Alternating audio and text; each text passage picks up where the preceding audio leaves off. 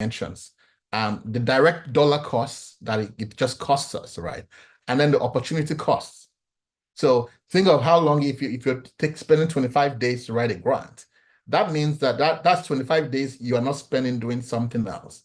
So opportunity cost simply means that the time I'm spending doing A means time I don't have to spend on B, right? And so that's one of the issues that we're trying to address. How do we leverage efficiency so that we reduce opportunity costs, but also just direct dollar costs in terms of the processes involved themselves.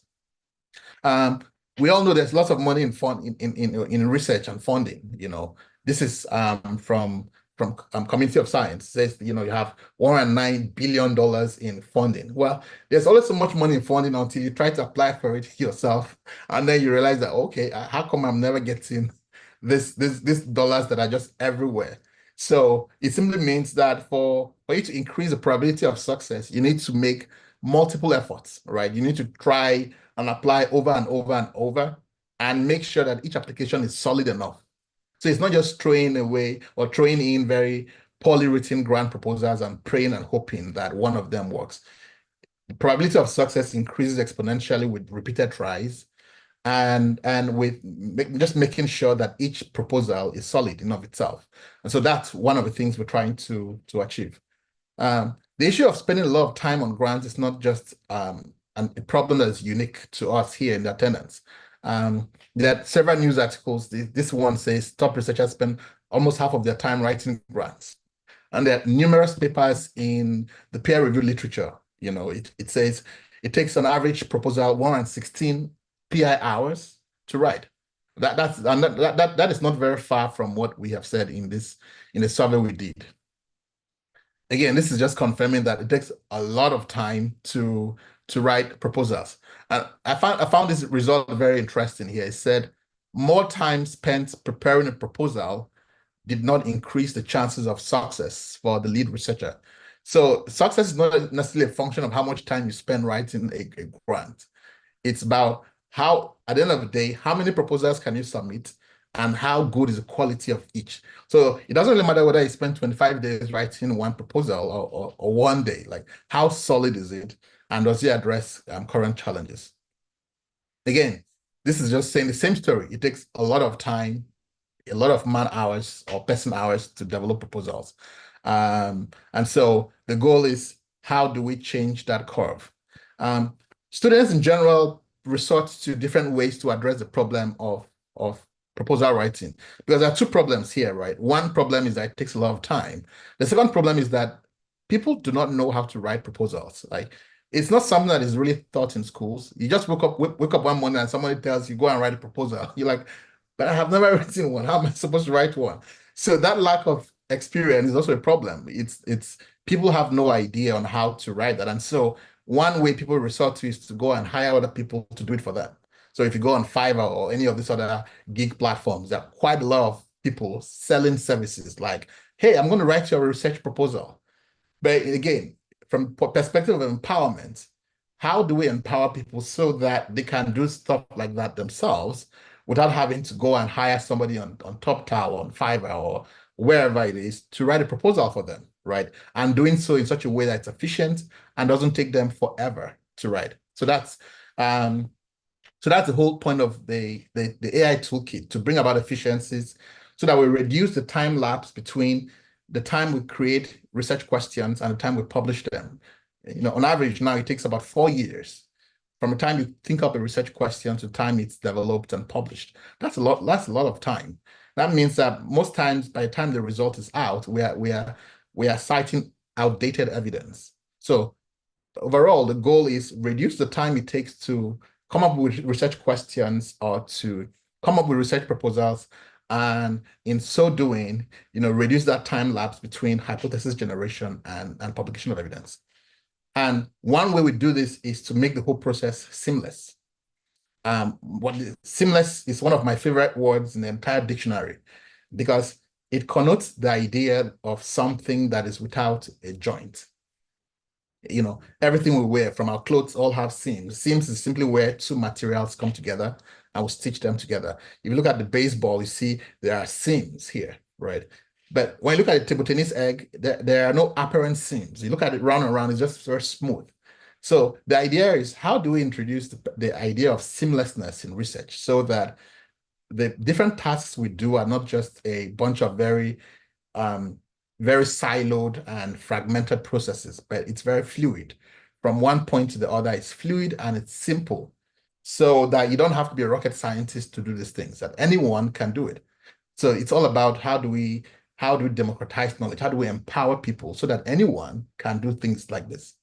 And this is where AI comes in. AI can serve as a glue that puts together those fragmented processes and make them seamless or apparently seamless. Of course, they will always be disjointed and fragmented, but the whole idea is to make them seem a little bit more seamless. And that's the role of AI. AI can help us to reduce a lot of just person hours and toil and labor. Of course, AI will never replace humans. The goal of this whole exercise is not to say that humans have been signed off the process. No, it's AI to take the first stab in creating that draft, and then a human can then work and improve it to the level where it can be used in a way that is realistic. And for us to do that very well, we need to recognize the AI task hierarchy.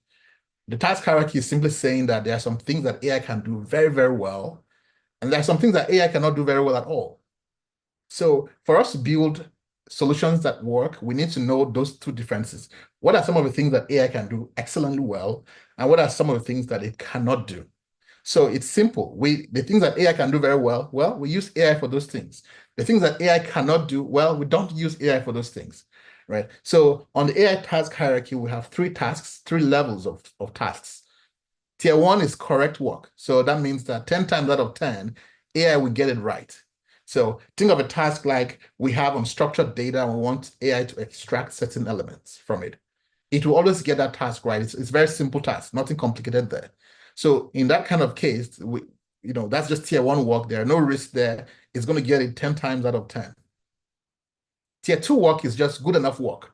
So in this case, AI does it well, but it may not necessarily rise to the level of, an expert human being, right? If I gave a bunch of unstructured text to AI and say, summarize this text, well, it's going to create a summary. Now, that summary may not be as good as, let's say, a Nobel laureate in scientific writing or English literature, but it's good enough for our use case and it's acceptable. And then there are some tasks that require excellence and precision, right? Think of anything that involves data. We want to do sample size calculation. We want to analyze data. Anything that touches data, well, that requires scientific precision. And so AI may not do that very well because there's a risk of inaccuracy and hallucination and all of those things. So we should not ask AI to do managed references, for example, because AI will just make up references, right? So if I build a solution like writing proposals, we have to parse those tasks separately and say, which of these tasks can AI do very well and which ones can it not do? So we should never ask AI to insert references, right? Because we know that it will botch that job, because that's a tier 3 work, which is excellent work. We can ask you to summarize, the body of literature, or summarize a given body of text. That it can do very well. So building a solution that is fit for scientific use requires that we understand fundamentally the things that AI can do very well and the things that it cannot do. And this is a philosophy that we have woven into our application. And so there are some things so it's not all AI, right? So as we will see we'll move to the demo, you see that the processes take a little bit of time. And that is because certain things are being done by AI, but certain things are being done by, rules-based algorithm. And so that when we fuse them together, you have absolute accuracy and speed. So we also need to address a concern about the use of AI in research. This is a concern that you hear over and over. Are we allowed to use AI in research? Well, yes, there's nothing wrong with using AI in research. AI is just like a tool, just the same way you have a computer or you have a notepad. AI is also a tool that allows us to do whatever we want to achieve. COPE, which is the Committee on Publication Ethics, only requires that there has to be transparency. So it says that authors who use AI tools in any part of the manuscript should disclose in the methods that so-and-so tools were used. So that's the requirement. So it's not that you cannot use AI in your work. If you use it, you have to be aware that, one, you are still responsible for anything that comes out of that work. And that, two, you have to be transparent. You have to disclose in the methods which tool was used and how it was used.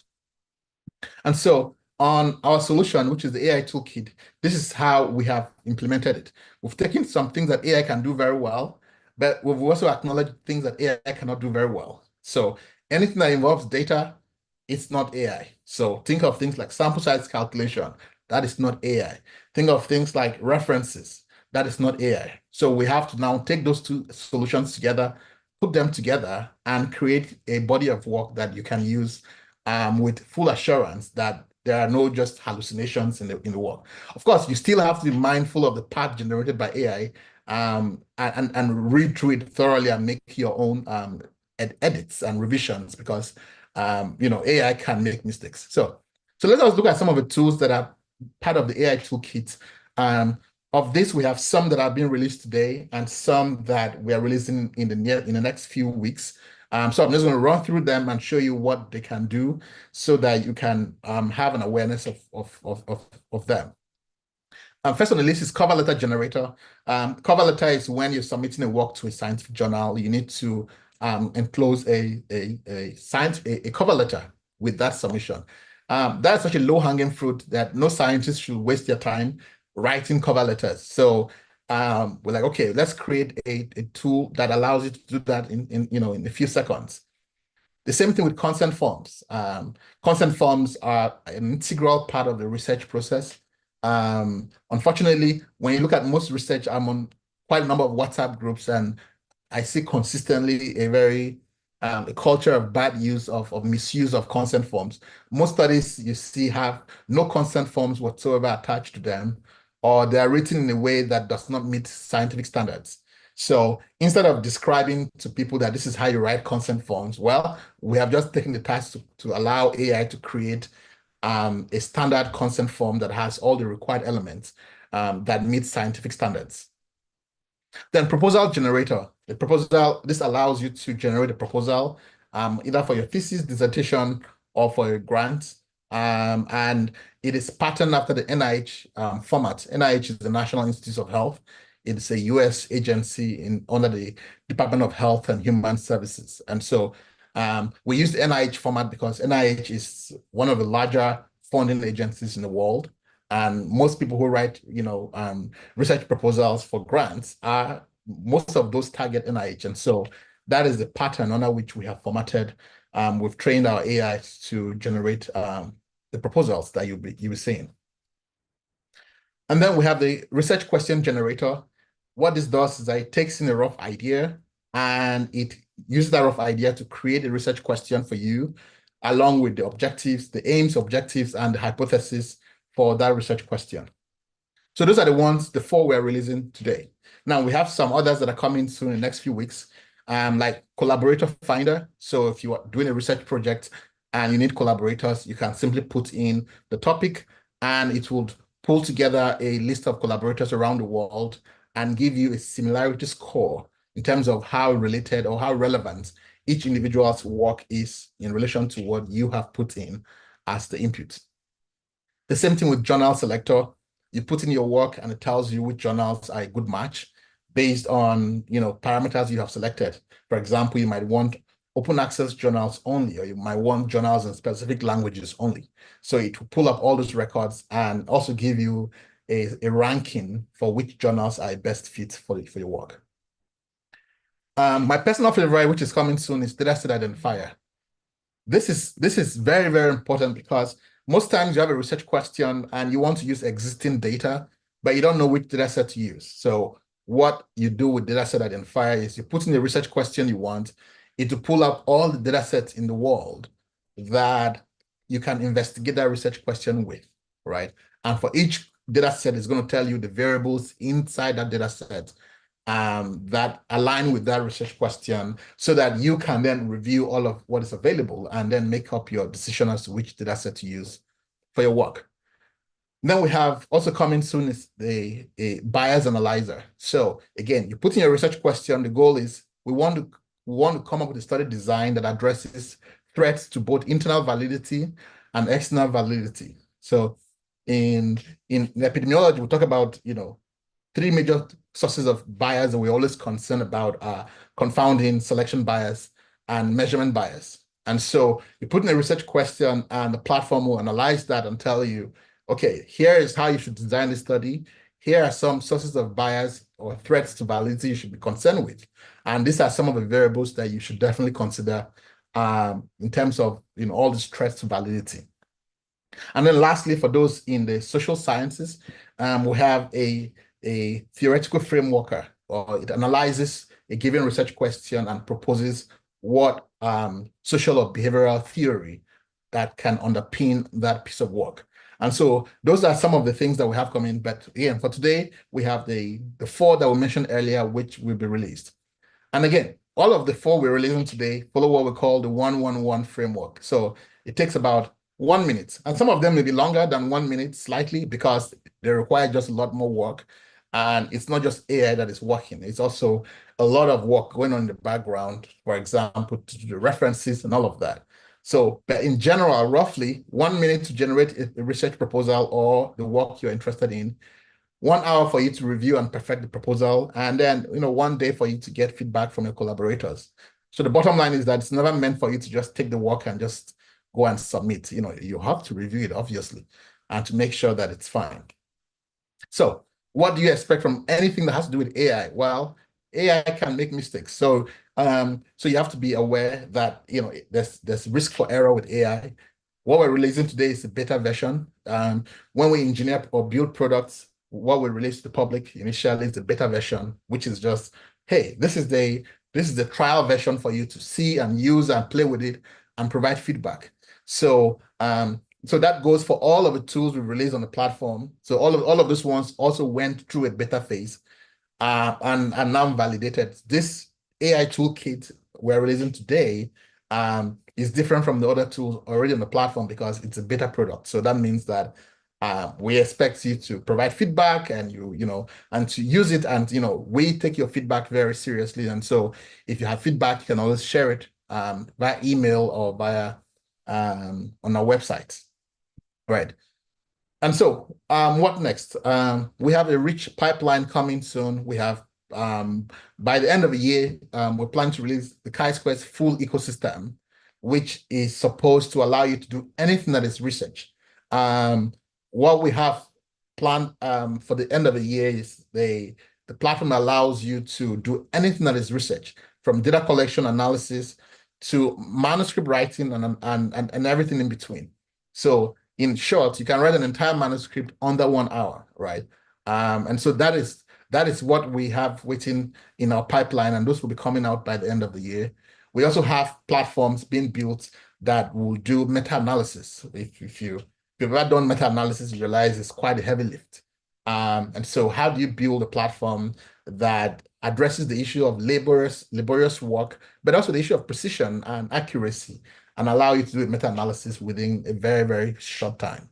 Those are some of the things that we have coming out in the pipeline. So the goal of Chi-Squares essentially is to reduce the fragmentation in research, because currently this is just the amount of tools you need to do research.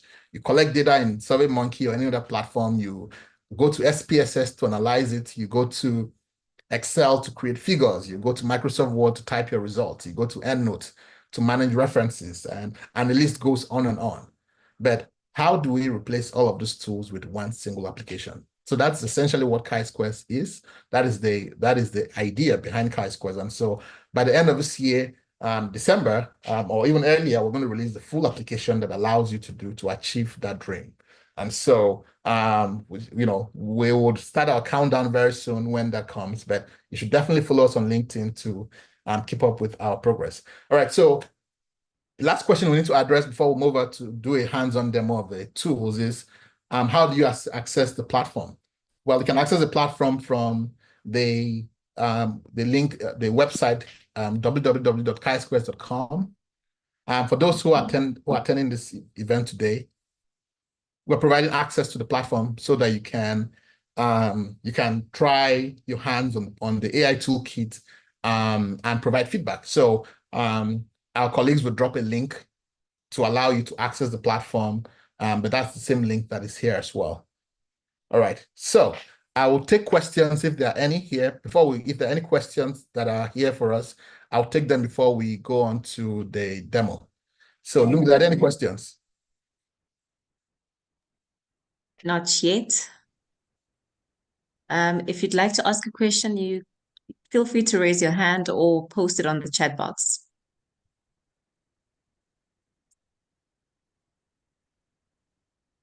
What is the future of Chi-squares after April 2025?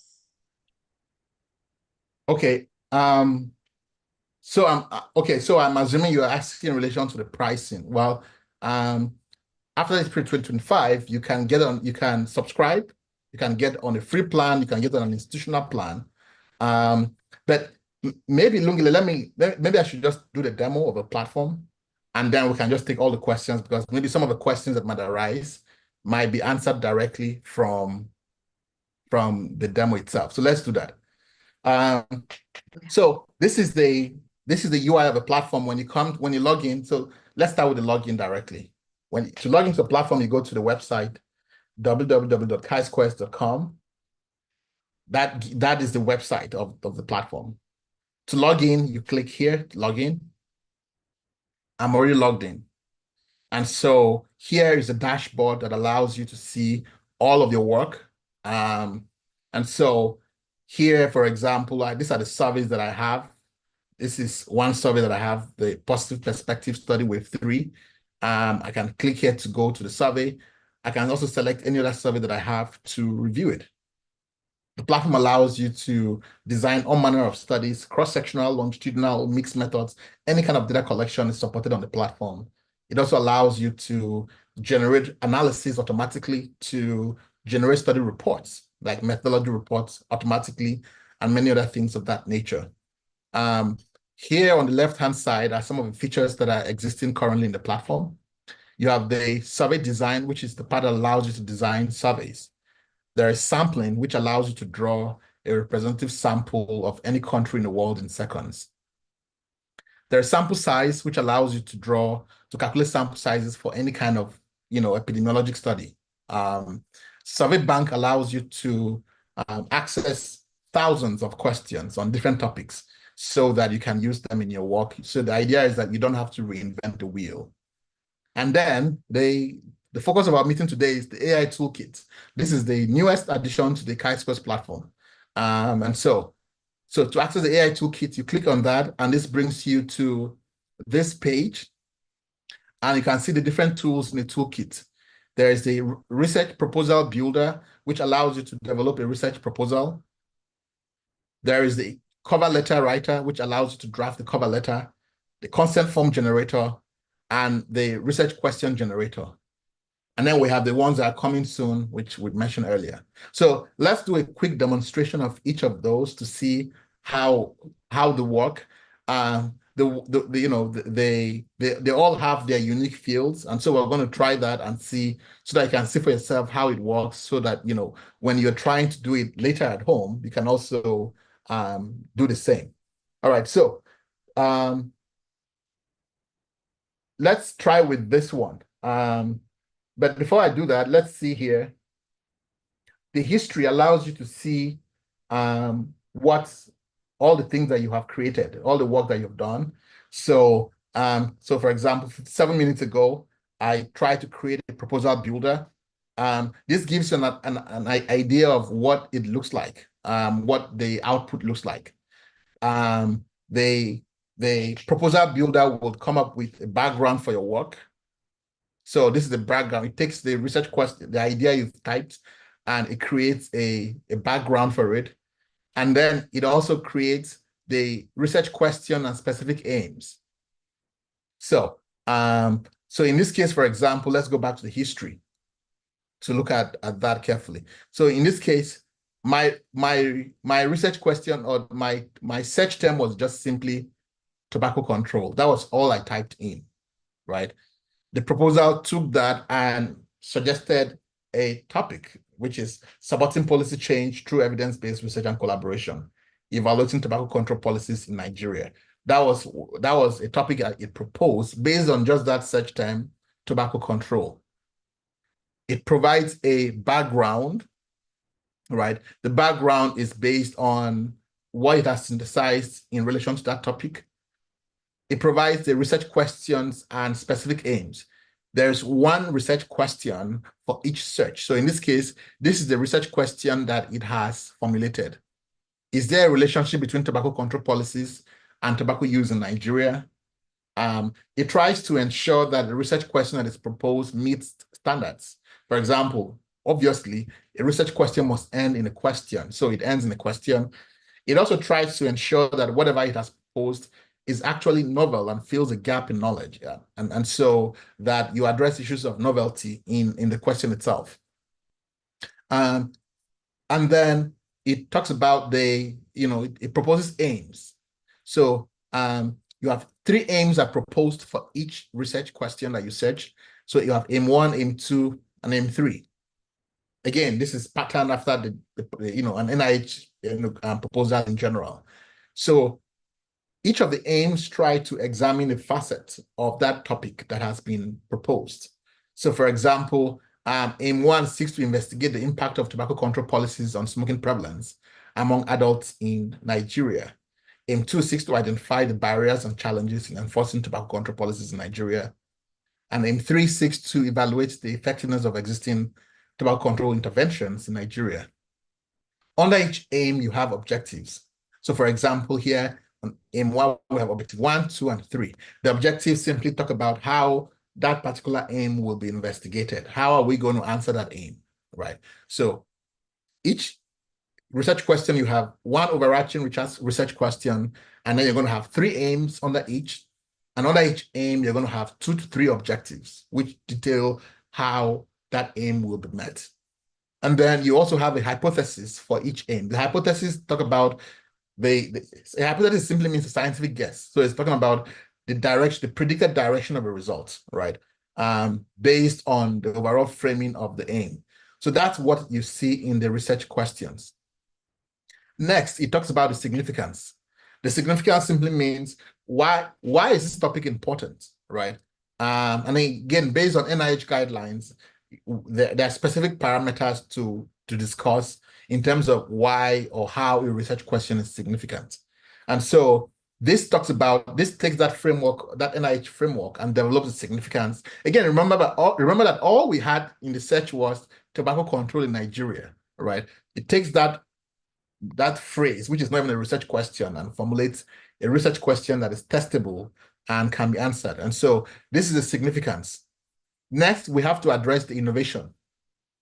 The innovation is simply about addressing the issue of the impact of a research question. Part of innovation is like just the novelty. Why is this important? And so it addresses it from that context in talking about how that research question is important in the grand scheme of the existing body of work that already exists. Next, it talks about the approach. The approach is essentially how are we going to address those aims that have been identified. And so it proposes a study design. So for example, it says that it's going to employ a cross-sectional design, and it talks about, in that approach, the issues of population and the inclusion criteria and exclusion criteria, and what kind of measures will be used to address that specific, those aims that have been highlighted. And then these are the aim-specific methodologies. For aim 1, what are some of the special measures that are relevant to that aim? For aim 2 and for aim 3, right? Again, building on that coherently. What kind of analysis will be done? What kind of statistical analysis will be done? And all of those are addressed in the methodology. And then it talks about some strengths of a study as well as challenges. Whenever challenges are encountered or identified, it also talks about what mitigation strategies will be employed. All of those are covered under strengths and challenges. And then next talks about the research team. So in this case, I indicated I was the only member of the research team. And so the platform accordingly writes out all of that part and talks about how I am a good fit for that topic, right? If you have multiple teams, multiple individuals on the team, it will synthesize the information and talk about why those individuals are a good fit to ensure that the study will see the light of day. Nextly, it talks about dissemination and direction. So it talks about the plans to disseminate findings based on the context. Based on the context we have, what will be the best channels to disseminate the study results, and what are some of the future directions that dovetail from the current work. And then it also suggests possible papers that could be published from that current work. So for example, it has suggested 5 papers here that could be published from that body of work. And then it talks about the timeline for generation of results, from that time we are to the future. And then you have a budget and the justification for that budget. And so those are some of the elements that are covered in the overall proposal. So the idea again is that you as a researcher, you are not just to take this blindly and just use it, but to review it in detail and make your own corrections as needed. The quality of the work you're going to get will be a function of the amount of detail you provide in the input. In this case, this was a very short and poor prompt that I only said tobacco control in Nigeria. That is not very substantive. So the more detailed the input you provide, the more aligned it will be to what you have. So, but overall, regardless of the prompt you have, this is the outline that will be provided, and it's contextual based on what you provide as an input. You can choose to download the proposal as a Word document and edit it so that if you're working as a team, for example, you can make direct changes, and that's also supported on the platform. And so again, just to encourage that if you want to use the proposal generator, you want to make sure that you provide enough context. So this is how it works. You provide a title here. The title is just to help you identify in the history what you said. So if you have multiple proposals, that title just helps you to be able to link a particular result with what you searched for. So the title it can be anything, just for you, just a way for you to remember what you said. It's not used in this process at all. The research idea is the most important part here. This is where you provide whatever it is that you're trying to enter. There are minimum criteria for it. For example, in terms of the character length. So you can't just enter one word, for example, right? You have to type a little more. So it can be a sentence you type, it can be a paragraph, it's up to you. But whatever the case, the platform will take that suggestion and will develop the content based on an NIH format and give you the results. The research team, this is where you enter your name and you select your qualifications and your role either as a principal investigator. By default, it assigns you as a principal investigator, and then you type your relevant experience. There can only be one principal investigator. All the others will be co-investigators, right? And you can add as many team members as needed. And so, but that is all you need to be able to generate a proposal. It takes all of those things, and then it generates the content accordingly. So the same principle applies for the other components, whether it's a cover letter. Those ones are more straightforward. The proposal builder, as you can imagine, is the most complex of all of them because there is a convention and a standard in terms of how we write proposals. And so being able to generate that is a non-trivial task. The other ones are pretty more straightforward, like the cover letter generator. You provide the name of a journal, the title of a journal, and you enter your abstract here, and you click on generate, and it generates a cover letter, which you can simply use for your work. The best way to appreciate the platform or to learn how to use them is to play with them as much as you can. So I will encourage you to, after the session, use these tools as much as you can and see how it can, just make, improvements in terms of your productivity and efficiency. The research question generator, similarly, you provide the title of the research and the idea. Again, the title is just for the system to archive and store. What really matters here is the research idea. You type the research idea, and again, the platform will produce a research question and aims and objectives and hypotheses so that you can explore. And then when you're satisfied, you can then generate a proposal. So what I would suggest is if you are, let's say, a master student and you have no clue about research, but you have an idea, what I would suggest is that this is the sequence I would suggest you do it. You come to the research question generator, type your title and idea, and you do it iteratively and refine until you're fine with the research question you have. And then you take that to the proposal builder, and then it can help you generate a well-fleshed out proposal, and then you can use for your work. The platform also does the references for you. The references are also inserted into the proposal, right? And so the references, like we said earlier, are not from AI. They're not done from AI. So what the platform does is that it looks at the body of work you have, and then it develops references based on PubMed and the Web of Science, right? So those are legitimate references. So they're not just some imaginary references that are being created by AI. So when you are using the proposal builder, that the references is the last stage of the work. So if your body of work doesn't have references, you might, it means that the platform is still working on doing the references, and you can check back in a few seconds, but you always get a notification that the references are done. So that's in a nutshell, that's what the toolkit looks like. Now, like we said earlier, issues that have to do with data are not done by AI. So what does that mean? It means that if you go back to our proposal, under the proposal builder, you see that under the methodology, we have not done anything like calculate sample size for you or tell you where to go and sample, right? Because those are data-facing tasks that we do not trust AI to do. So that means that when you're generating a proposal, you have to go to the other parts of the platform to do those tasks. And again, remember that the Chisquares platform provides end-to-end support for everything that is related to research. So that means that for your sample size, you would have to come, sorry, let me refresh. You come to sample size and you will have to calculate your sample size. So let's say that your study is a national survey.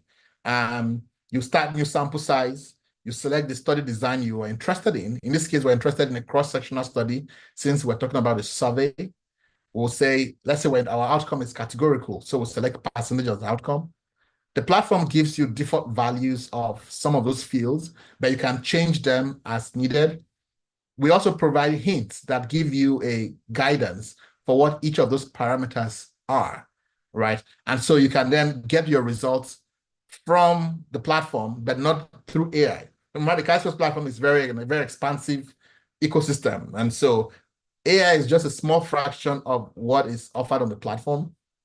The vast majority are just cutting-edge algorithms in terms of rules-based programming. And so there's a reason why some things like sample size calculation or sampling are not part of the outputs generated by AI, because we want to make sure that everything generated is accurate. So it's not just about convenience, but also we have to prioritize accuracy as well. So in this case, once you get a sample size calculation, you can copy the number, the formula is also here for you to access and include in the proposal. So that way you know that things have been done speedily, but also the things that require precision and rigor in terms of the science are also addressed, right, by you as a subject matter expert. The same thing with sampling, right? Once you calculate your sample size, the second part is, okay, I know I need 1,281 individuals, but where do I sample them from? That is not a question we can also leave to AI. So we leave that to you as the researcher, and we provide you with the tools to make that assessment. So in that case, you simply come to sampling on the platform and you start new sampling. You automatically draw a sample. Let's say I'm trying to draw a representative sample of the United States. I select the country as, the United States. I indicate whether I want to draw a national sample or a state-specific sample. In this case, I want a national sample, so I wouldn't select any state from here. The platform uses cluster sample for national selections or national sampling. In a nutshell, we use cluster sampling when we don't have a sampling frame or a list of all the members of a population. That's when we use cluster sample. And on the platform, we use the second administrative units in each country as a cluster. So in the US, we have states as the first administrative units, and then we have counties as a second. In let's say Nigeria, we have states and local government areas. So counties or county equivalents are clusters. And the platform will tell you exactly how many clusters you have available to select. So here, for example, we have 3,143 clusters, which are the number of counties in the United States. So I can indicate the number I can access. So let's say I can only access 30 of those. And my sample size was 1,281 individuals. So I click on Get Sample. The platform applies probability theory to select individuals in a way that is nationally representative. So I have the data in form of a map, as well as in form of a table as well to help me with that selection. So this is the map here, and then the data is also available as a table with the precise calculations of the probabilities in each stage of selection. So that way, when I'm going back to my proposal, I know that the sample size has been calculated in an accurate manner, and I have the supporting references. I also know that sampling, however I want to sample, is also done in a way that is valid and scientifically defensible. So you have the methodologies here. So that way we can combine the best that AI has to offer, while also making sure that our work is scientifically defensible and that we have, proper references for what we do. So that is how you can approach a proposal from the perspective of the Chisquares platform, trying to draw the best that AI has to offer, while also taking care of the things that require absolute precision. So I'm going to stop here now, Lungile, and see if we have any questions, and I can answer those in this period. Yes, there are plenty of questions. Okay, so I'll start with this one. How safe is it to provide personal details on this AI toolkit, considering concerns being raised globally about how data entered into generative AI tools are used? So that's a very good concern to raise. So here under the proposal, so let's go back to the AI toolkit. Where is it now? Research proposal. Okay, good.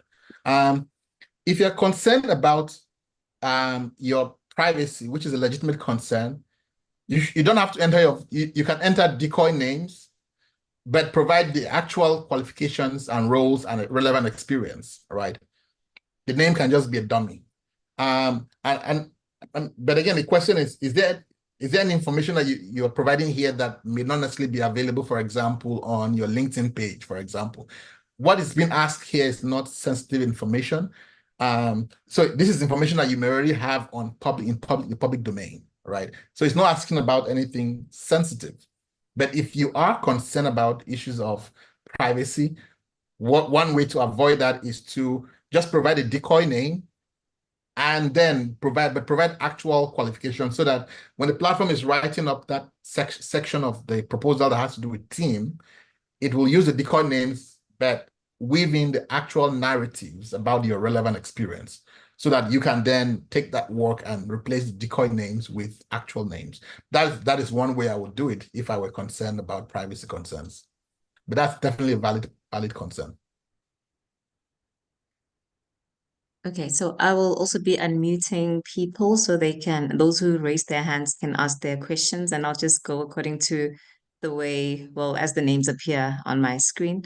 So I'll take Abayomi Olaofe. All right. Good evening. Thank you. Thank you so much.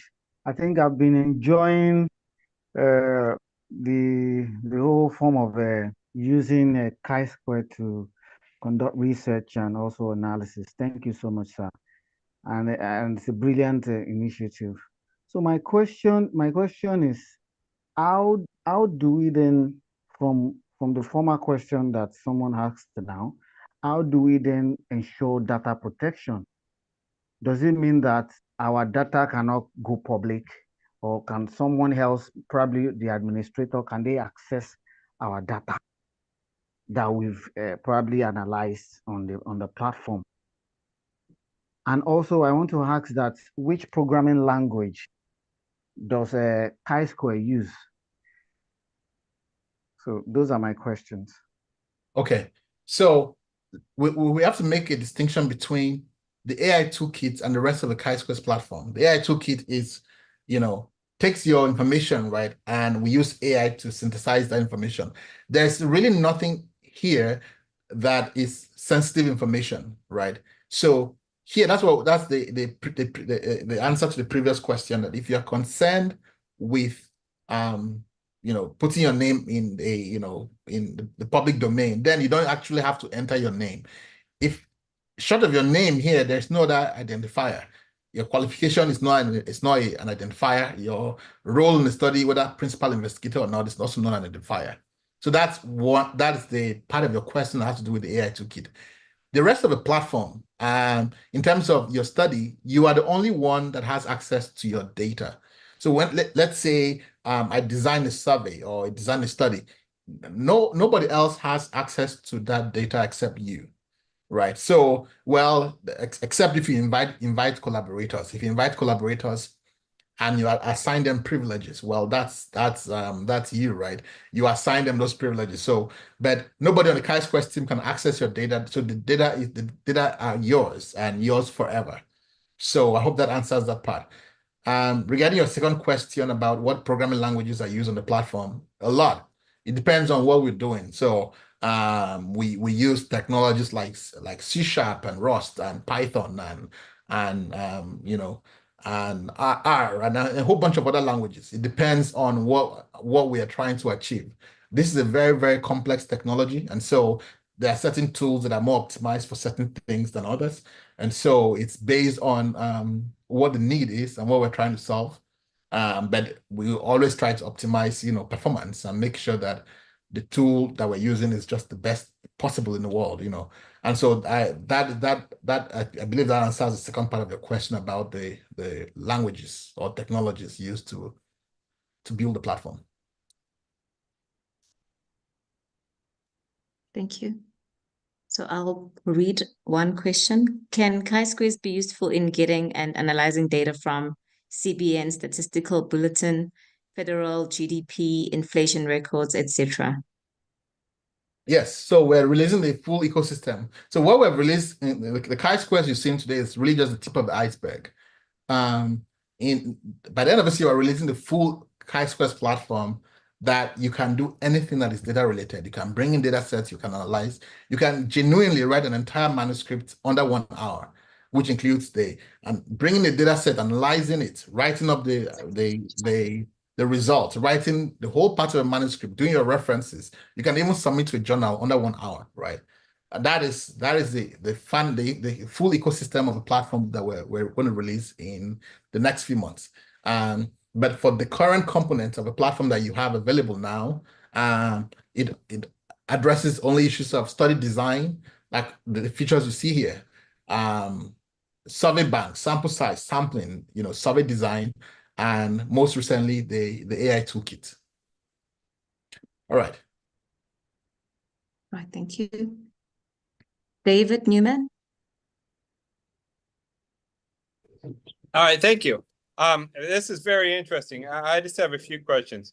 So are you downloading the toolkit and running it as a local platform, like a large language model, like Olama on your own device, or is it running it's running against the complete internet, right?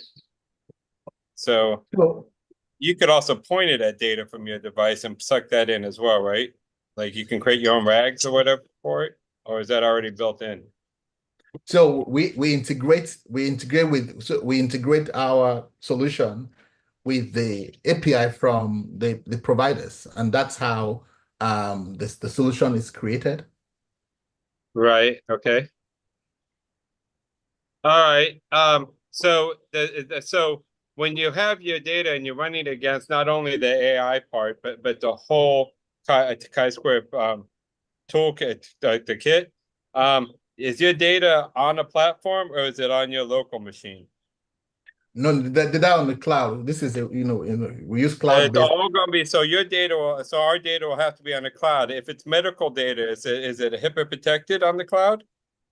Yeah, so what some people do is that they might want to have their own data hosted on their servers, right? So we also work with organizations that would say, all right, we work with sensitive data and we want our data to be on our own server. And so we're always happy to make that arrangement with institutions or individuals, as that case might be. Okay. Because yeah, we do have a biometric like a HIPAA secure server system at the university that we work through. Yeah. So that'd be great. Exactly, yes. And those are very legitimate concerns, right? Especially when you work in the health space. There are legal requirements. And so yes, we work with partners or institutions to make that happen. All right, thank you. You're welcome. Okay. Kohi Ibrahim.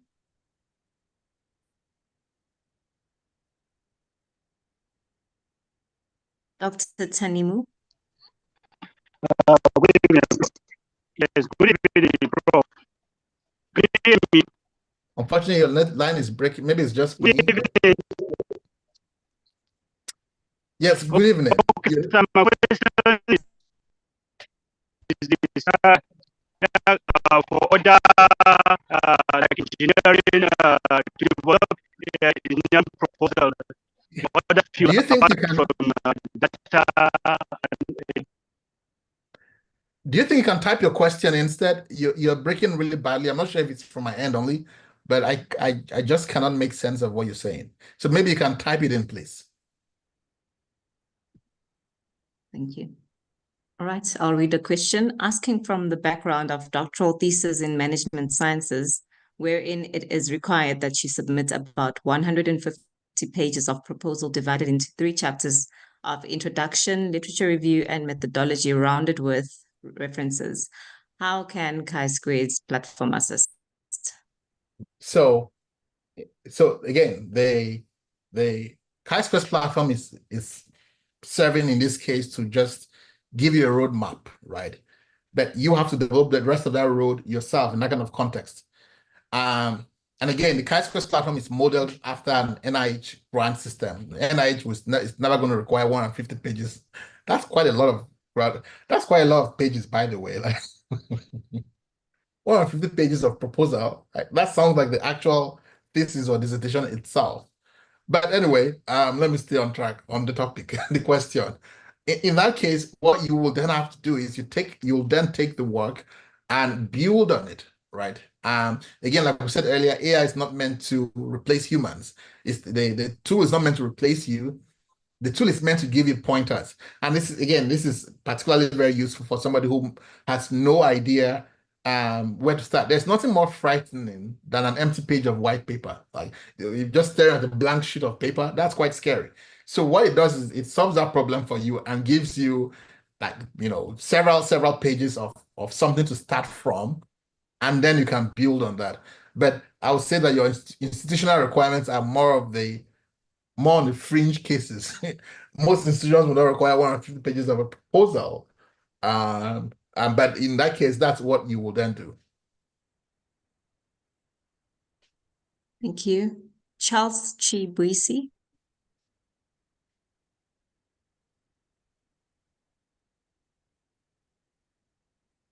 Hello, thank you, Prof. Thank you so much for all these learnings, and in fact, I don't know how to thank you enough. My question, I have 2 questions. One is on the AI proposal builder, for example. When you try to impute a name, for example, like a title of your research, perhaps you have modeled it to say, okay, your research title is like 17 words. When you now impute it on the system, it's not telling me that title cannot exceed 100 characters. So can that be reviewed to kind of allow people or allow persons to have flexibility in that aspect? Yeah, we can do that. So that's my problem. Okay. Okay, fine. That is one. So 2, again, is like what we've been doing. We can't stop at these individual learnings if our institutions don't take up this responsibility to ensure sustainability and continuity of this process, then wouldn't have achieved much. So I'm also looking at it from the angle of, is there anything that could be done in terms of the pricing, especially for the LMICs, like us now in Nigeria? We understand how the economy is. For the system to, for example, cough out 20,000 US dollars for this project in a year, for example, is there something you can do or your team can do in terms of renegotiations, like reducing the cost for LMIC countries, so that they can be able to institutionalize this process and keep it running and going? Over. Thank you so much, Prof. Yeah, thanks. So yeah, we're very keenly interested in issues of health equity, right? And that is, how do we reduce the gap in access to resources, access to technology, right? And so yes, that's something we're very keenly. Our goal at Chi-Squares is, of course, we need to make money to make sure it's sustainable, but above that, we are deeply interested in how do you solve complex problems, and how do you reduce existing disparities. So yeah, that's something we're very interested in, and we're willing to work with partners, institutions, either at the institutional level or the national level, to make that happen. So yes, that's something we are very open to.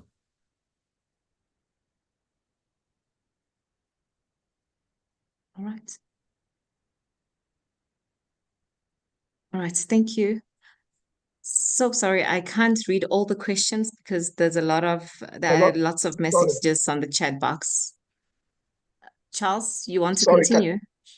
Yes, I wanted to ask something. So, Prof, because I've been having some side discussion with the management of my institute, and I'm kind of like, the little I've learned, I've tried to hold sections, and people are seeing value to this learning. So how do I now, because I really want to champion this to see that this is done. So how do I now, how do I proceed in terms of this kind of negotiations, like how to bring these funds down so that it's something that the university can, or the institute within the university can be able to take up? Because one thing I know is that if the institution takes it up, perhaps the university in a whole will see value to it, and kind of build on that. So I'm just kind of thinking like ahead of time. Over. Thank you so much. Yeah, thanks. So these are discussions we can definitely have offline. So you can request to have a meeting with the decision makers in your organization and say, okay, what works, right? So we'll come to a compromise and have a negotiation about what works. But we can definitely take that discussion offline. So you can email us to set up that discussion at info@chisquares.com, so that we can initiate those kind of discussions.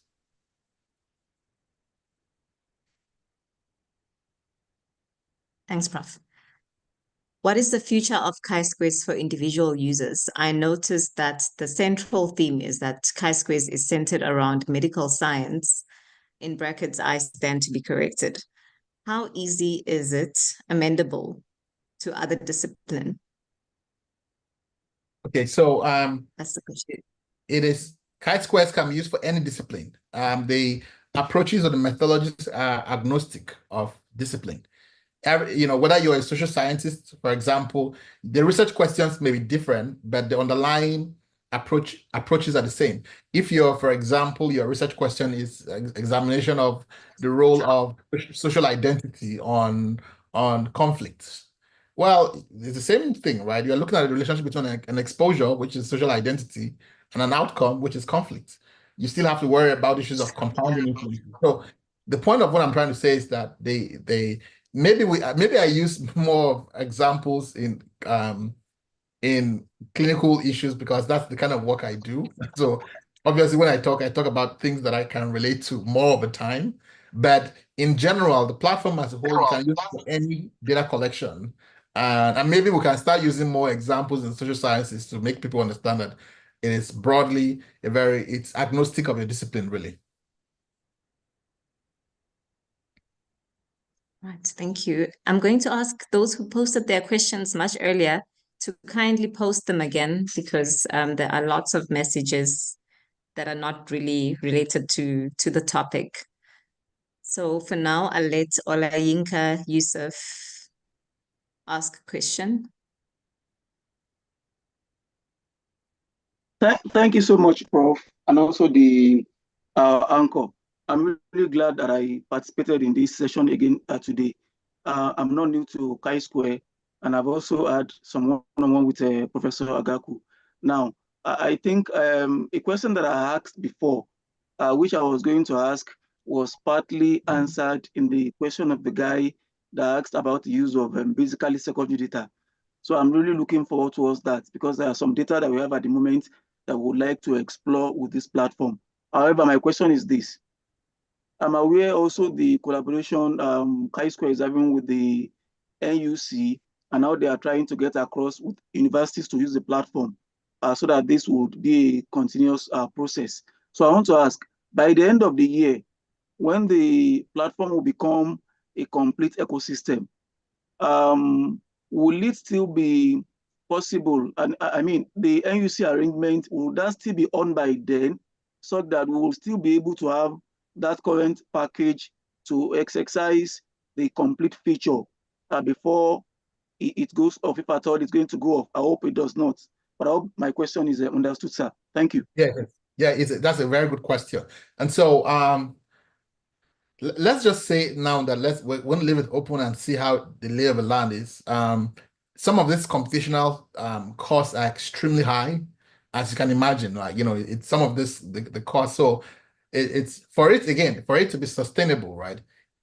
Somebody has to pay for it. Even if it's not you as the individual researcher, somebody somewhere must be paying for it, right? That's the only way it's sustainable. Otherwise, it simply just crashes and dies. So we're going to have to sit down and look at the costs that accrue from the whole process, and then we're going to see, and maybe go back to NUC and say, hey, it seems that this cost cannot be. There has to be a way of cost sharing, and so that those discussions, we can only give you a definitive answer based on like after we've sat down and look at how much does it take to do X, Y, and Z in terms of all the processes, cloud computing and every other thing, storage and so on and so forth, right? That is only then that we can give an answer. So at this point, let me just say it depends, and then we'll let you know in time how that answer changes over time. Thank you. And Prof. Agaku, what do you say to those who are trying to use the features and getting errors at the moment? Someone said they're trying to generate a proposal and it's taking long. Okay, so one of the things we're doing let's go back to the toolkit. So I would suggest that for you to, if you want to use the proposal builder, there are some of the changes that we're making that are yet to be pushed to the solution. So I would say give it a day before you try using it. What we did today was just for demo purposes. Some of the solutions or the fine tuning that needs to be done will be pushed later today. So you can try tomorrow or in 24 hours, right? So have a really good experience. But the whole essence of the demo was just let you know how to go around it. But for you to get a really good experience, I'll recommend that you try in 24 hours from now, when we'll have deployed all of the changes that you need to access the platform coherently. So that will be my so that you have a pleasant experience. Just give it 24 hours so that we'll deploy all the changes, and then you can start using it. Okay, thank you.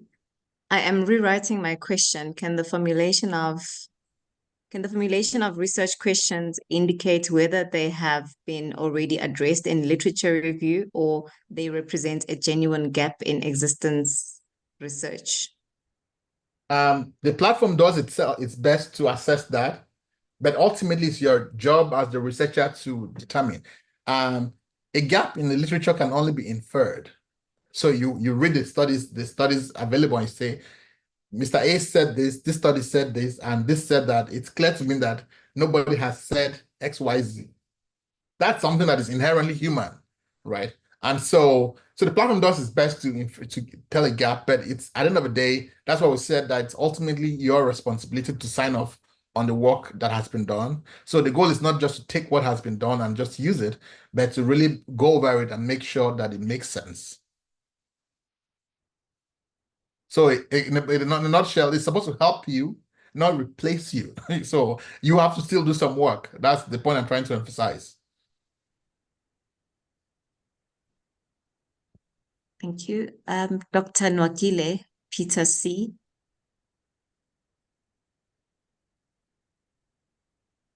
Okay, thank you very much, Prof. This is a very wonderful and brilliant solution to data science. I'm so impressed. So this is my first contact. I was invited by someone who shared the link to our departmental platform, and Dr. Oyemi, I don't know. So I had to key in. I'm so, what I've been hearing here has been mind-boggling. I'm so happy. So I just want to find out, probably because I've not interfaced with it before or something, the issue of costs. Is it like you just talked about proposal builder, and is it that if I want to access this now, if I want to if I go probably online now to type in and key in, I have to make some payment or something? I don't understand that aspect. Okay. And then, okay. So if you are in a Nigerian institution, university specifically, your coverage has already been assured by the National Universities Commission. The NUC has sponsored access to the platform. So you have all the universities here. You click on that link and it gives you access. Now, for those who are not, who may not be from the university system in Nigeria, we also have that last option, school not listed, right? This is a good Samaritan clause from Chisquares to say, okay, we want to provide access to folks around the world to use the platform, but it's not forever, obviously, because that's not sustainable. So if you are not part of the NUC's universities, you come to school not listed and use that link. Let me drop that link here. But that gives you access till April 2024. And like I said, that is based on the Good Samaritan clause, right? Now, what happens after April 2025 rather? Well, you can have your institution cover it, or you can go on a free plan, or you can subscribe yourself. But by all means, someone has to pay for it, obviously, right? For it to be sustainable. Now, for those of you in schools that are in the Nigerian ecosystem, what's going to happen afterwards? Well, that depends on NUC, right? And what one of the things NUC is looking at is how many people have even adopted the platform in the universities. Like, and if you think about it, that makes sense. Why should anyone continue paying for something that nobody's using?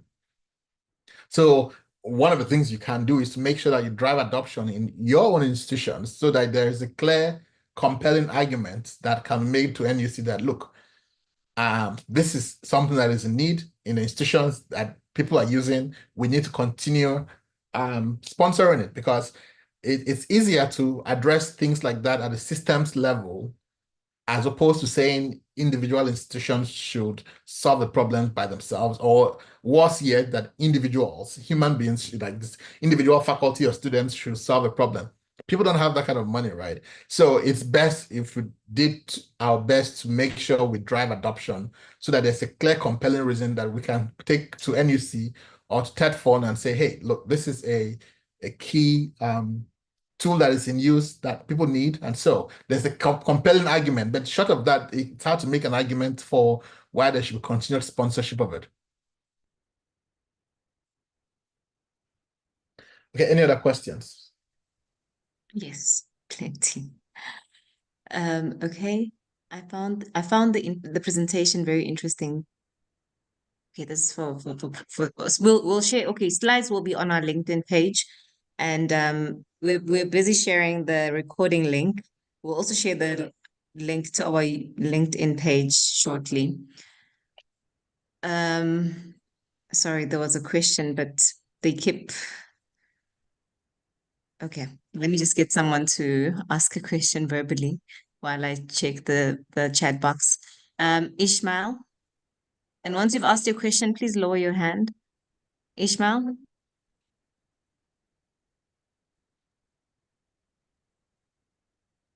Okay. Okay. There's another question here. Thank you, Prof. This is insightful, but my concern is about plagiarism. Are the texts generated by this platform free of plagiarism? We don't have some text sitting somewhere which we take and then chuck into your work when you ask for it. It's dynamic. So so that means that it's now there's the possibility that what is generated may be similar, because we're talking about proposal here. Proposals follow the structured format, right? There's just so many ways you can describe, let's say, in the innovative aspects of two similar topics. So it's possible, of course, that you're going to have some body of work that will be similar. But again, it's now ultimately your responsibility to make sure that you edit the work that has been generated. So the goal is never for you to just take the work and just go and use. It's to also review it and make it your own work in your own words, right? And so, but in general, the short answer is no, we don't have the text is not hard-coded and just fill in the blank so that everybody who comes has the same text. It's dynamic and it's relative to what is structured. But again, there may be some similarity. Similarity itself does not mean plagiarism. But the bottom line is that it's your job as the researcher to make sure that you review it carefully and make it your own work.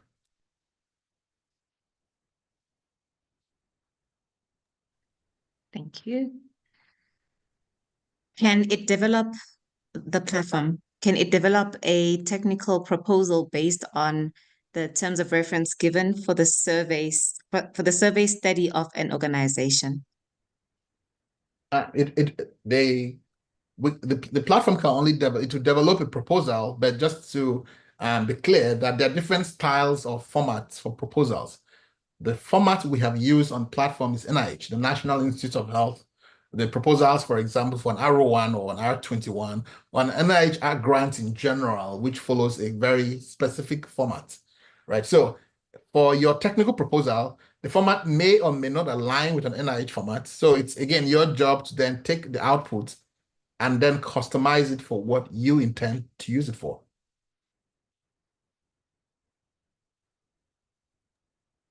Thank you. A query?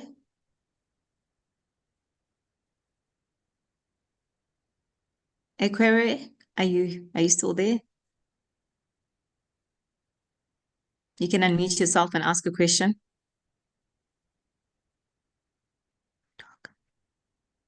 Okay. If not, Eunice? Okay, thank you Eunice very Ache? much. Okay. Thank you very much for this insightful training. I want to ask, if you want to do the building of the proposal, you taught us using keywords. But if you already have a title, can you use that title and then build the proposal? Thank you. Thank you. So the proposal builder doesn't require keywords. It only requires a research idea, right? And then the title does not really go into the building of a proposal. The title is just for you to say when you go to your history. When you go to the history, what you have here as the title is just what you type. So it's just for you to identify what you search for and see the results, right? So there are no keywords used.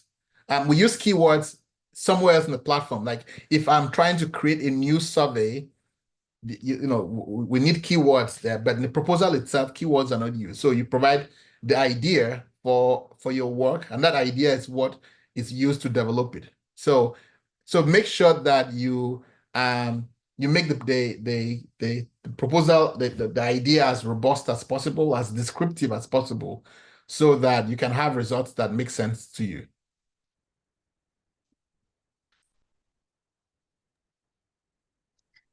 Thanks, Sylvester.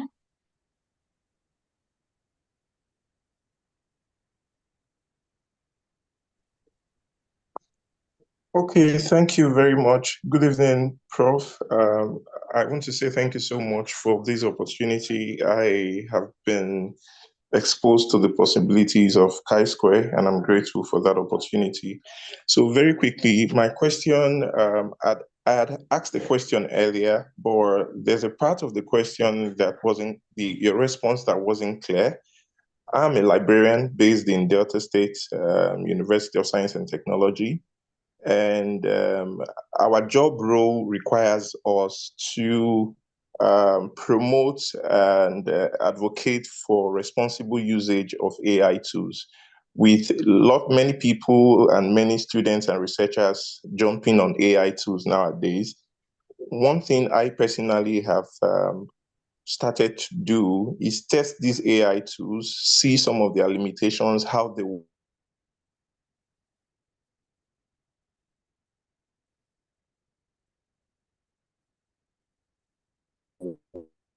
Oh, sorry, can you hear me? Yeah, we lost you for a minute. I stopped hearing you. You test the different tools to see their limitations, Okay. and then lost the other point. Okay, yeah. So that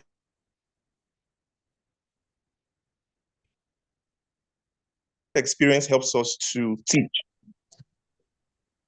Hello? Yes, we can hear you clearly. Yes. Yes, I'm so sorry. I said that experience helps us to teach users of AI tools. So what I have learned about this now, this is my first time coming across Chi-Square. I would like to know, for instance, most of the questions researchers ask is, if I have a research instrument or if I have my dissertation and I drop it on an AI tool, what happens with that information I give to it? Because we are learning so much about OpenAI's large language model, which is the GPT-4. We kind of have an idea how it works, but for Chi-Square, how does it work? How current is the data that it generates? Will someone else get the same result? For instance, if we use the same prompts to prompt for a particular proposal, will they get the same result? What model is this particular one? I know your response was we should use a decoy if we have privacy concern. But then, is it possible for us to know what implication there will be with the data that we feed into Chi-Square? I don't know if my question came in straight. Thank you. I'm so sorry for the breakups here and there. Thank you. No worries at all. So let's so again, it's very important for us to separate the things on the platform that are AI driven and the things that are not, right?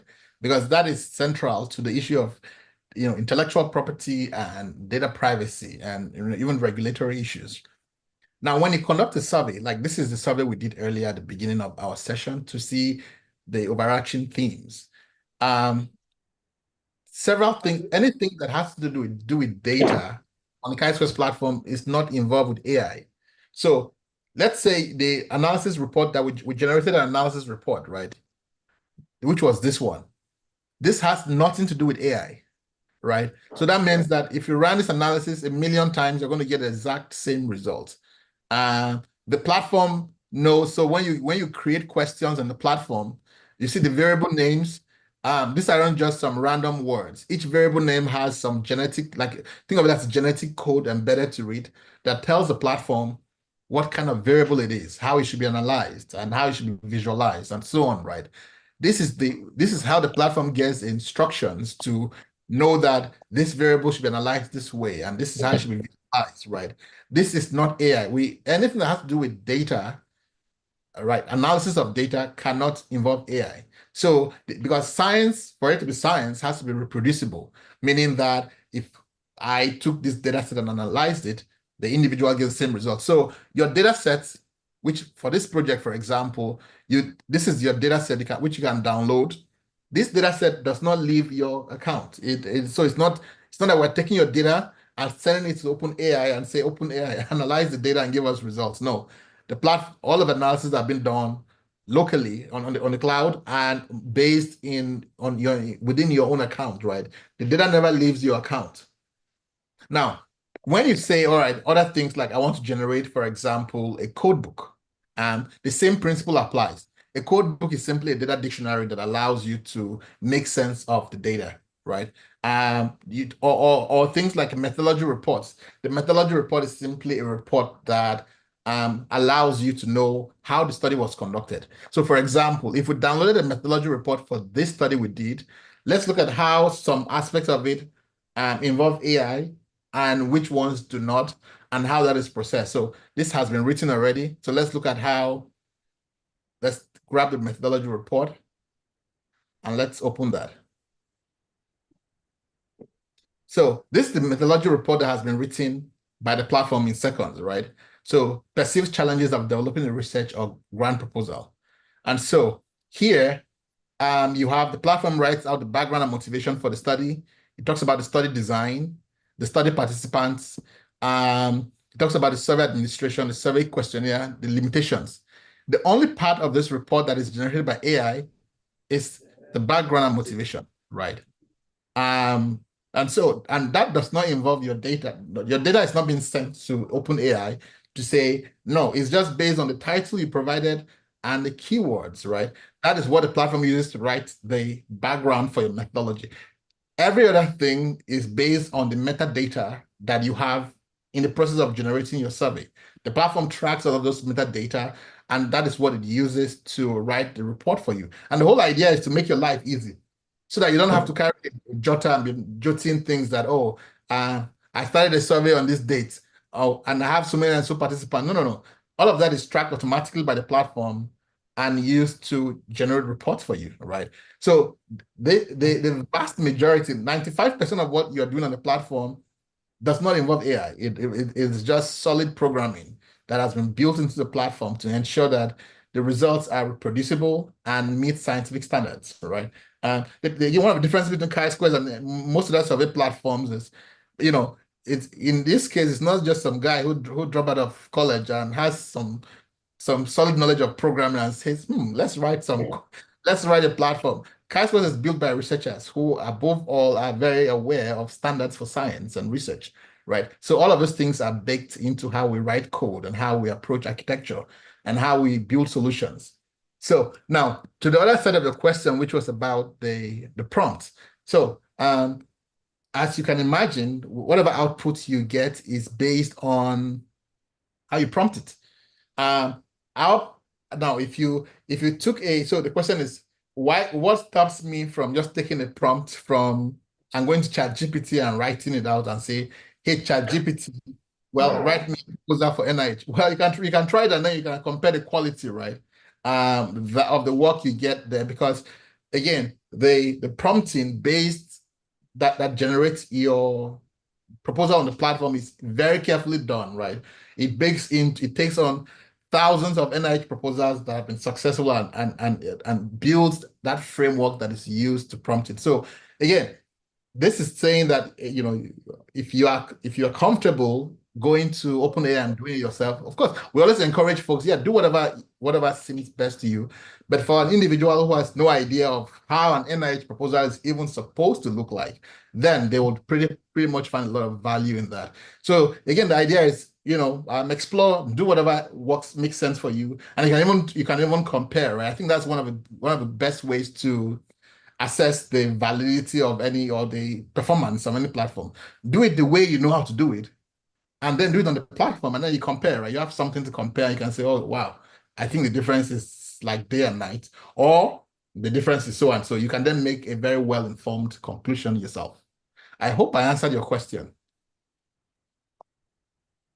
Thank you so much, sir. You answered it so brilliantly. I have learned. Thank you so much, and you're doing a great job. Thank you so much. So what this means is, unlike those other GPT models like Claude AI and all that, this is not the type where the more you converse with it, have a conversation with it, the more it learns from you. It's not that type of model, right? No, not at all. Wow. Thank you. Yeah, and the goal is that we don't want a researcher coming and wasting 2 hours getting, increasingly poorer responses. You just provide one prompt, and the platform gives you a standard output, which you can then build on your work. Again, the whole idea is to make efficiencies, right? Build and to scale efficiencies, not necessarily to make your life miserable, And so that's just our own approach to solving, is to make value, give value to your time, so that you don't have to keep spinning your wheels around creating a proposal. You develop a prompt once, and you can have a complete output. So you don't have to start saying, okay, next we'll go to the innovation section. No, one prompt, the whole thing is generated for you, and then you can use it accordingly. Thank you. You're welcome.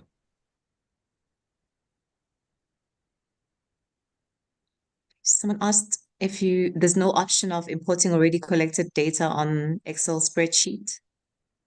All of those will be available with the full ecosystem. So just wait for 2 more months, and what we are building will really blow the socks off your ankles, right? You'll really be amazed at what code can achieve. But yeah, just give 2 months, and when we release the final ecosystem, you'll see all you have seen is just the tip of the iceberg of what we're really intending to build.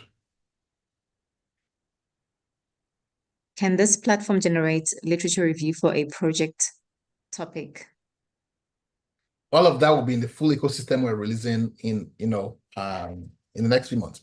But again, I'll also be cautious of just relegating the assignment of doing a literature review to just a computer or an AI system, especially if we're trying to do a systematic review, because it is simply not reproducible, right?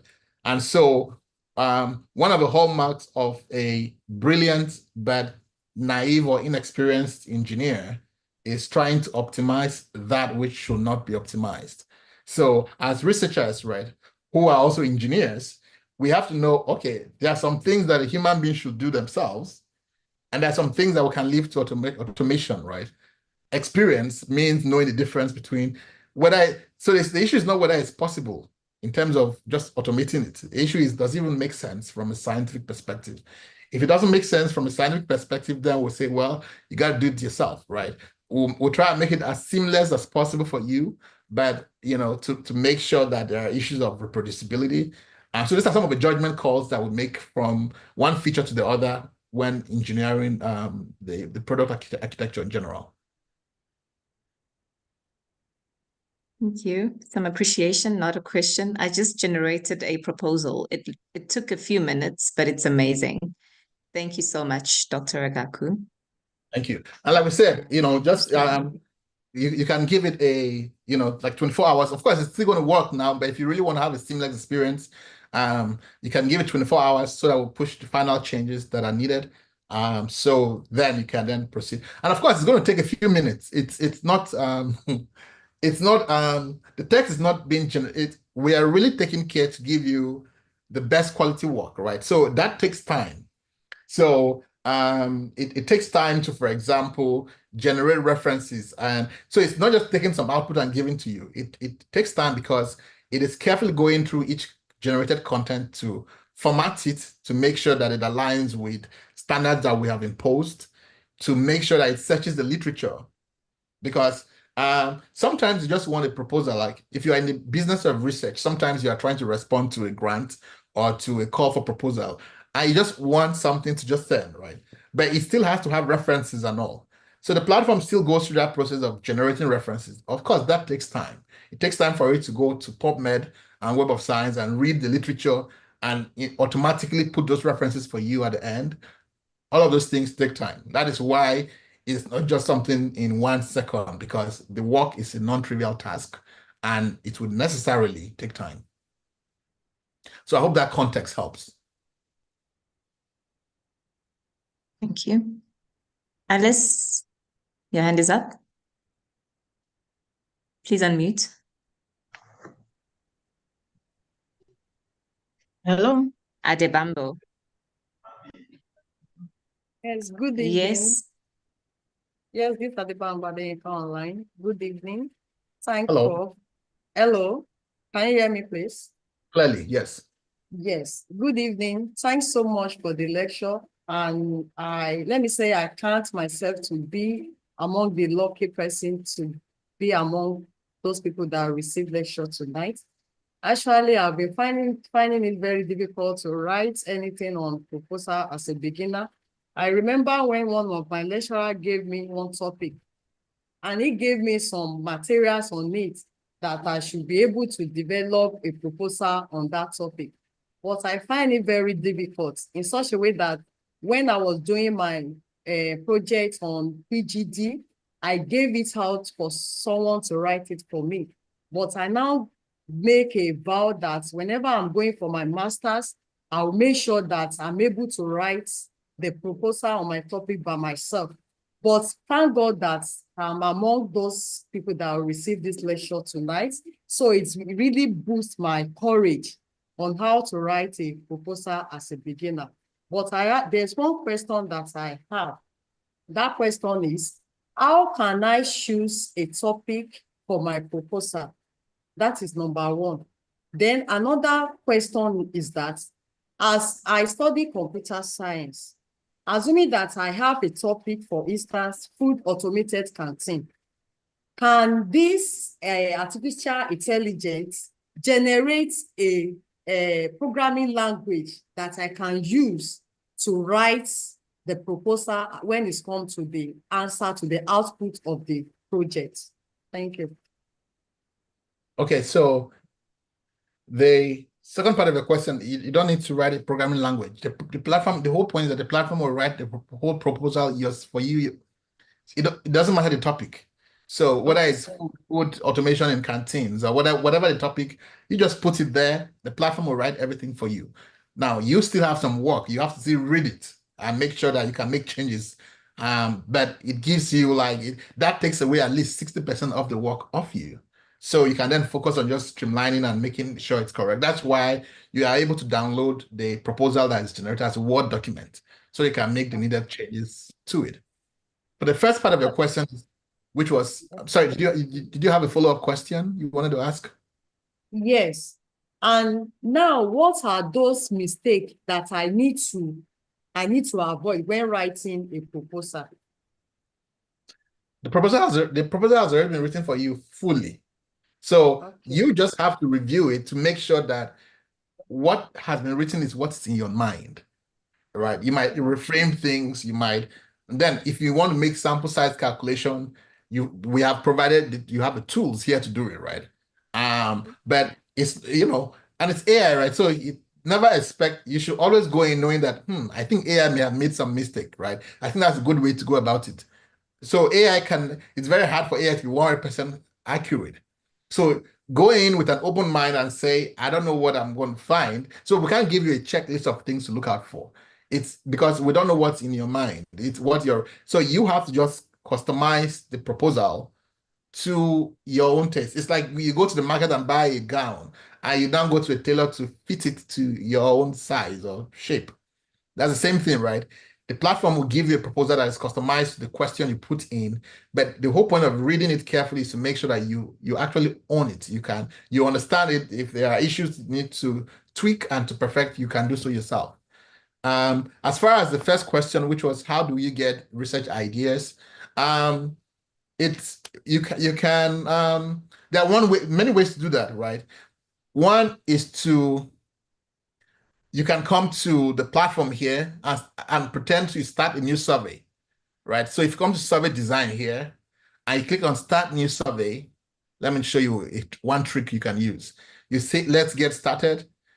You provide the title, So let's say your title is food automation in canteens, right? That's the general idea you want to address.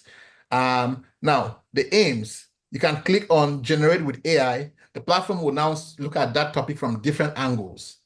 And that is one way you can possibly get an idea. So these are the suggestions that the platform has provided, for example, to investigate the degree of acceptance and readiness for food automation among canteen staff, to evaluate the role of technology in improving food outcomes, food safety in canteens. And then another one says to compare the costs and benefits of implementing food automation, and so on and so forth, right? These are the aims that the platform has suggested in the process of you trying to set up a survey. the platform needs these aims because when we write your report for you later on, that introduction, well, it's based on this aim. So everything on the platform is automated for you, but you can pick one, for example, and tweak it as you need to do so, right? But that's one way you can get ideas. You can try to set up a survey and see the aims that have been suggested, and then you can select one angle that you want to look at. I hope that answers your question. Yes, thank you so much. I'm very grateful, sir. You're welcome, yeah.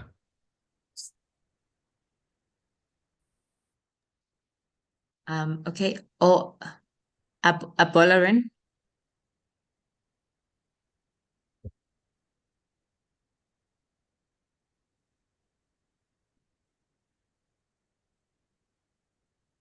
Okay, we'll move to Joy Obadoba.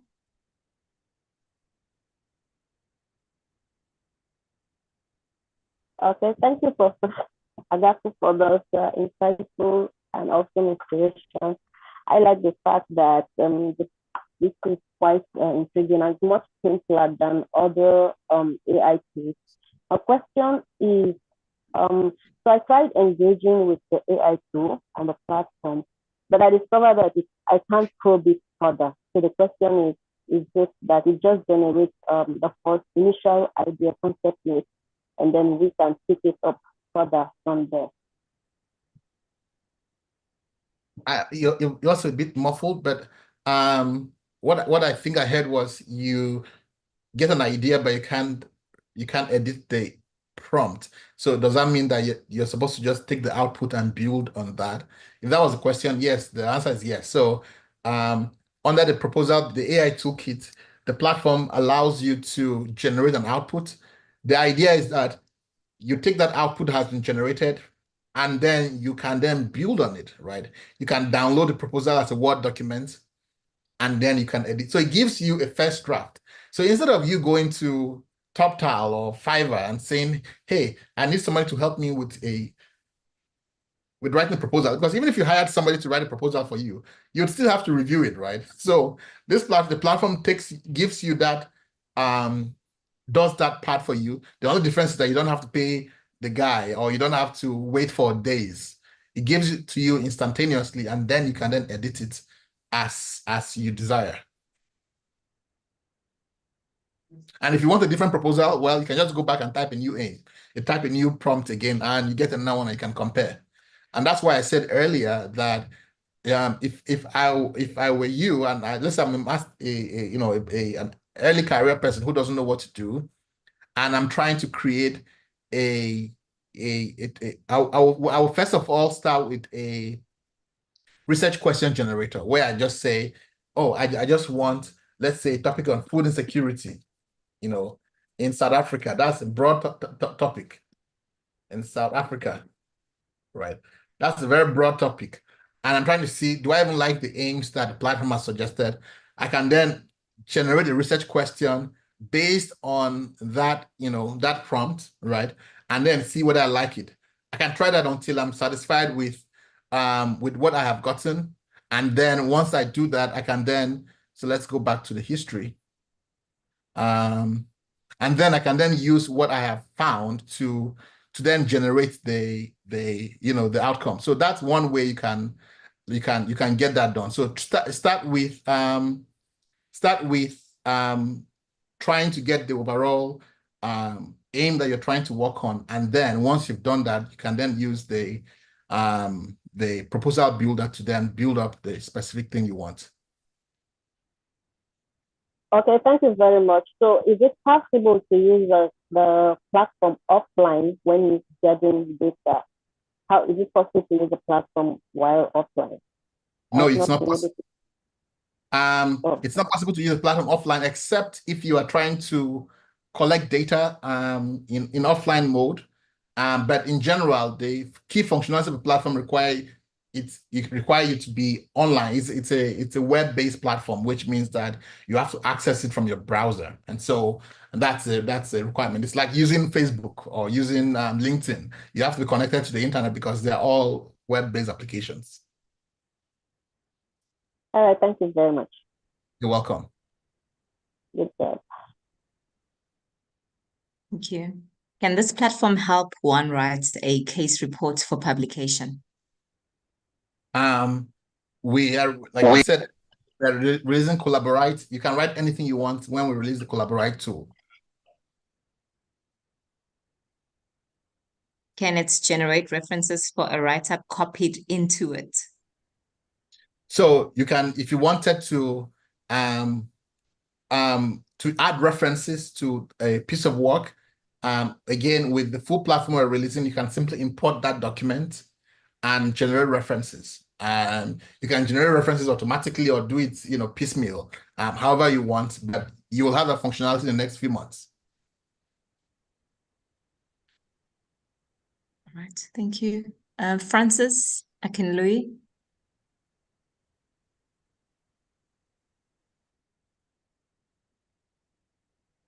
Francis, please unmute yourself.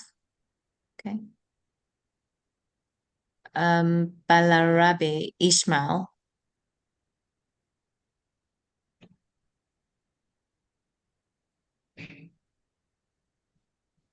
Ishmael, do you have a question? If not, we'll move to the next person. Okay. Grace.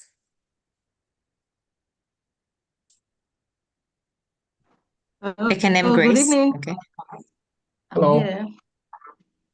Good evening. Thank you so much, Professor Gwak, for the insightful training. I'm sincerely grateful for the opportunity to be present here. I'm so excited. Mine is a special request because I joined it due to network issues from my end. Prof, please, I wasn't here when you started, and pardon me, I want to ask, if I want to navigate the toolkit tomorrow, how do I log in? Is it to go to Chisquares platform? I wasn't here, so I'm somehow lost in that regard. But You go to our website, Chisquares.com. If you have an account, you log in. If you don't, you sign up. And so once you sign up, or once you log in, you would have a view like this one. This is the dashboard. The dashboard is just a central place where you can navigate to everywhere. And then from there, you can then access the toolkit on this panel on the left-hand side. You can see the AI Toolkit here. That is where you can then click to access it from here. But like you said, it's one of those things that you can get better at it by just trying and playing with it. We still have to do a little pushes. There's still a few glitches here and there because still in beta mode. We're going to be pushing the final changes that will give you a very smooth experience in the next 24 to 48 hours. So that you should bear that in mind. So it will still work, but in the next 24 to 48 hours, you should expect some glitches because we need to merge all the code that drives it and push out to the final solution. But in the next 24 to 48 hours, you will have a very smooth experience with it. But even now, you can still continue playing with it. But if you can wait, yeah, definitely wait for the next 24 to 48 hours to really have a delightful experience with the toolkit.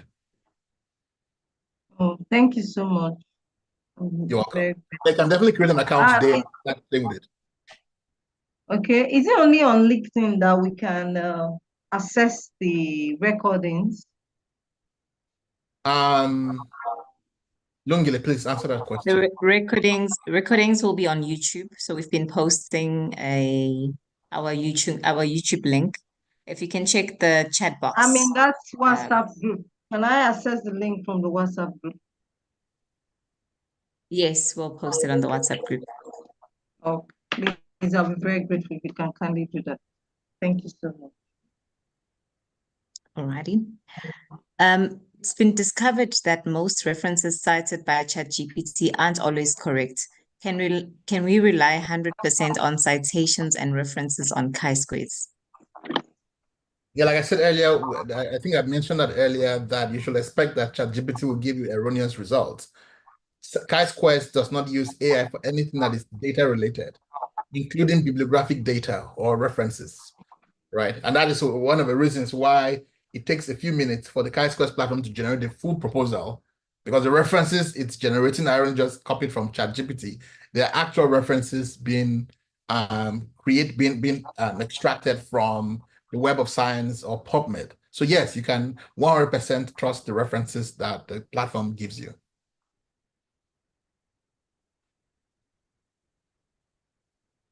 All right, thank you.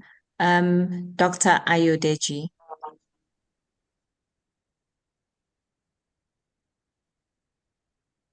Yes, good evening, Prof. Hello. Yes, good. Good evening, everyone. Good evening, Prof. Please, my question was answered some minutes ago. I wanted to ask about, because I joined very late on my network because I was on transit while I was listening to the message and the lecture. I really have to appreciate you, Prof. But how do I get this software downloaded? That is my question, and it was answered some few minutes ago. Thank you very much. Thanks. So it's not something you download. It's something you go to the browser to access it, and the link is chi-squares.com, www.chi-squares.com. And so, well, you say you already have the answer, so that's great. Okay, thank you very much. You're welcome. Yes, yeah. Hassan Benya.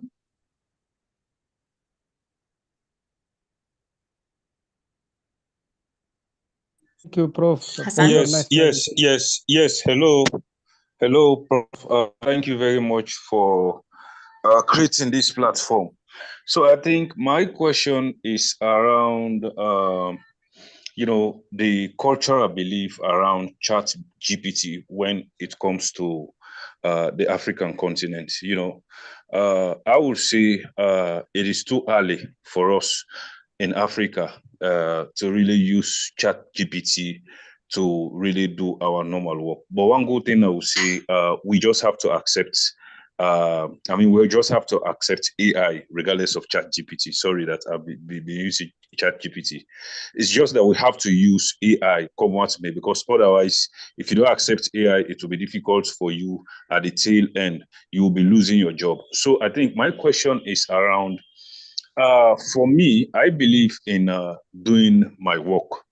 And at the end of the day, if I wanted to review, sometimes I've actually reviewed several times and I see different changes. So does this platform really have that mechanism wherein I've done my proposal and I shared? Does this platform have a system wherein you can upload so that the system can review and then give you a good information? And if that is the case, does that information, if I turn it in, does it actually have any similarities? Thank you very much, Prof. That's my question. Okay. As an organization or as a company, we don't coerce people to use people obviously have the choice to use whatever technology, right? So for most things done on the platform, there is a manual way of doing it. There's also an automated way of doing it, right?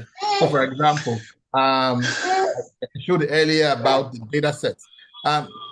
Can you mute? I think we're having some interference from a child. So for most things on the platform, there's a manual way of doing it. There's also an automated way of doing it. So for example, if you want to access your data, the platform automatically cleans your data set for you. And this is not with AI, by the way. Not every automation is AI, right? But you can also choose to say, I want to suffer. I'm going to download the data set myself and manually clean it myself. That is fine too, right? So we give you for most things, like 99% of the things on the platform, you have an option to use automation, or you can also choose to do it manually. So the same with, like when I was trying to create a survey, right? You can type the aims yourself manually. The aims of this study is so and so, or you can say generate with AI, right? Where, okay, I don't have a title yet. Or you can generate with AI. So this is a framework we use on the platform everywhere. You can do things manually, or you can do them with AI. We always give you that choice, right? So So individuals are free then to choose whether or not they want to use automation or whether or not they want to use, manual labor. But again, Chisquares is an American company, right? So we're building a product for a global audience, not necessarily just individuals in Africa or, in any particular country. The second part of your question, which had to do with, can you, for example, if you want to upload your manual, if you want to write a proposal first and then upload it into a platform, so the platform provides like kind of a peer review, which is from what I understood that. No, we don't have that functionality, not yet. The idea is to help individuals to come up with a proposal. So if you've already developed a proposal, we don't have a mechanism to help you review that proposal. What we have is an individual who comes and has no clue how to write a proposal. So we say, okay, we will empower you by just saying, give us the idea of what you're trying to do, and we will create a whole proposal for you. So that is what, and in the future, we might incorporate that, that feature you requested. But for now, that is not a, one of our priorities for now. But in the future, we could definitely consider doing that as well. I hope that makes sense. And I hope that's the question you asked. Just make sure I didn't answer a different question from what you were answering, you were asking for. All right, Lungi, next question, please. Endoro.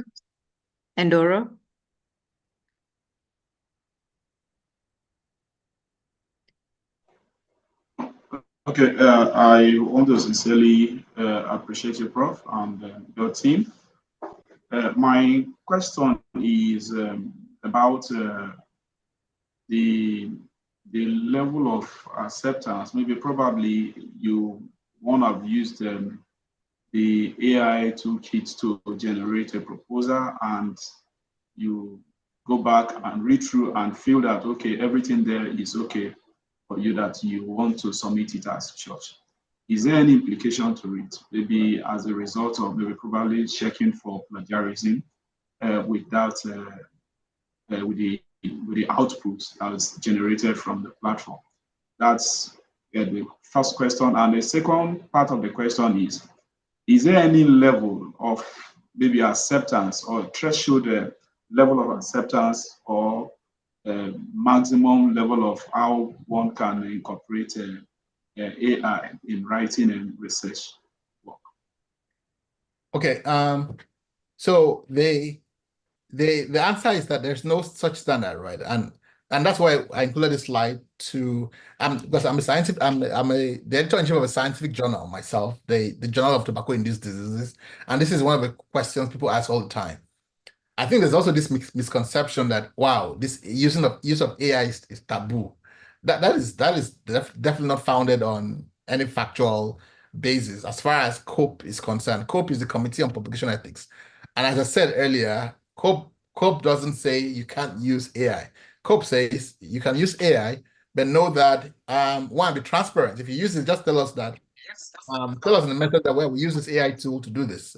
It's a tool. It's not, the same way you use Microsoft Word, or the same way you even use dictation. I use dictation all the time, where I just dictate my notes. That is also AI, right? So the question is, where do you draw the line on what kind of AI is acceptable? So those decisions somehow are based, or some of those concerns are based on the premise that it's somehow unethical or even illegal to use AI in research.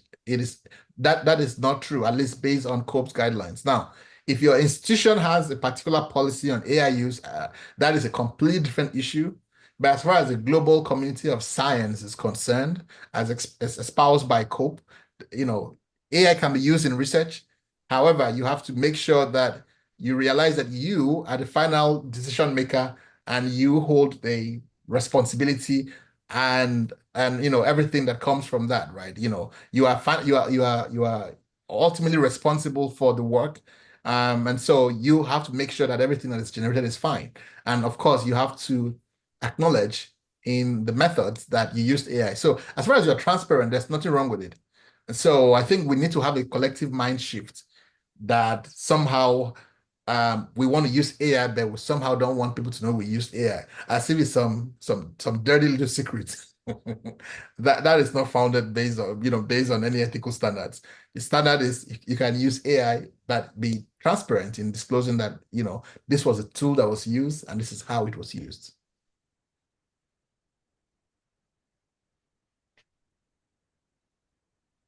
Thank you, Prof. Ngozi?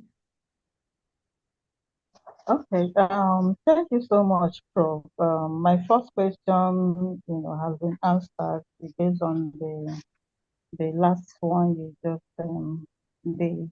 Then the second one is the issue of AI to the similarity between that and that of ChatGPT 4.0. Does it work in the same way with ChatGPT 4.0? Tools are dynamic. Hello, Prof. Yes, I can hear you clearly, yes. Okay, okay. Because you're dealing on the issue of AI Toolkit, and generating that's the input when you input whatever you have, and it will give you the output the way you expected. Does it work in the same way or the same result you generate when using a ChatGPT 4.0? What I will encourage is those kind of answers are best determined by yourself. So what you could do is when you get home, you take an output, whatever prompt it is, right? And you enter in ChatGPT and you enter that similar prompt into the Chi-Squares platform, and then you can look at the results, right? That is the best way to really answer questions like that, because it's you now have empirical evidence looking at you right in the face. So I would say that would be the best way. So you can always try that, right? You can go and try both and see, right? So it's one of those things that is best answered by, well, try and see. But what I will tell you is that you will see that the Chi-Squares platform will consistently give you a superior response, because it's not what ChatGPT is doing is a general language model, right? It's just generalized language, right? It doesn't know the nuances of how to write in, for example, an NIH grant, for example. The Chi-Squares platform our system has been developed precisely to give you what will meet the standards of, if you're applying, for example, for an R21 or an R01, what kind of quality would we need? So if you're going to apply, if you're just trying to put together a quick and dirty proposal or just some content, it doesn't really matter what you use to generate that.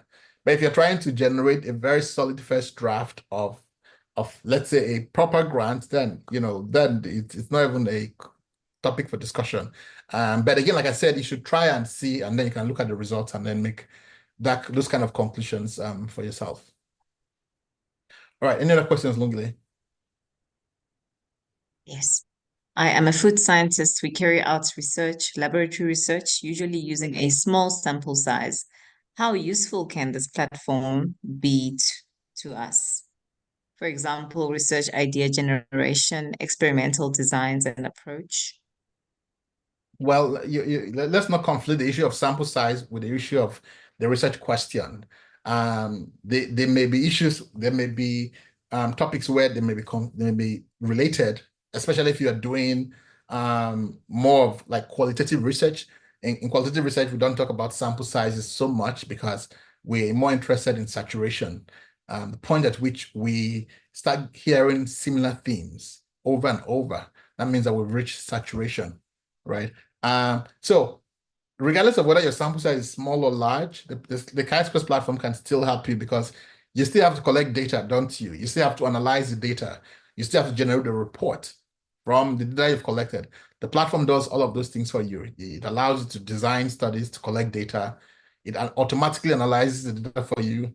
It automatically writes the reports for you. So you can still, regardless of whether you are dealing with a small sample size or a large sample size, you can still use the Chi-Squares platform for your research. Thank you. Ishmael.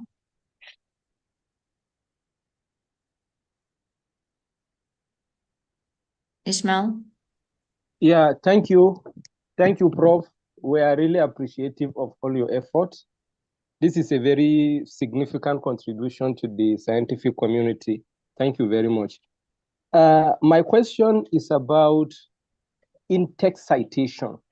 If, for example, I'm generating research proposal using the Chi-Square platform, in the background to the study, there may be need for in-text citations. You have already addressed the issue of references. You said the Chi-Square platform is having that feature of generating references.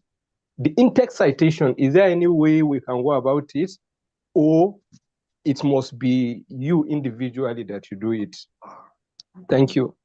Welcome. So, so just for the sake of those who may not understand, so that, let me just provide context. So, citations are the numbers that appear in the body of a work, while references are the text or the bibliographic data at the bottom of the work. Of course, it doesn't make much sense providing you with the references without the in-text citations. So what the platform does, so yes, the platform provides you with both. You have, when you have the proposals generated by the platform, you have both the in-text citations in the body of a work, for example, in the background, as well as the references at the bottom. That way, if you say blah, blah, blah, XYZ, you have a citation or citations next to it, which you can then compare with the references at the bottom. So yes, when you, and these are some of the reasons why it might take a couple of minutes for your proposal to be generated, because the platform is doing all of those things for you automatically and making sure, obviously, that it's legitimate data or legitimate references. Thank you. Ngozi?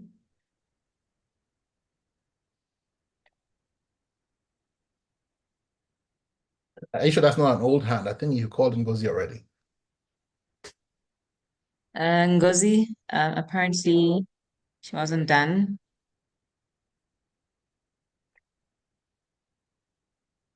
Okay. Olayinka. Okay, thank you so much. I thank you for the second opportunity. I love the, I don't want to call it challenge, but I love the spirit when Prof, tells people to go and use the generalized model, LLM platform like ChatGPT, and come and use Chi-Square so that they can compare the difference by themselves. But I want to give a live testimony. I have written some grants in the past, and I'm a PI on some grants that we are working, that we are currently working on. Now, the testimony is this. I have had to use the likes of ChatGPT also in the past, also to frame some proposals. It is very, very clear.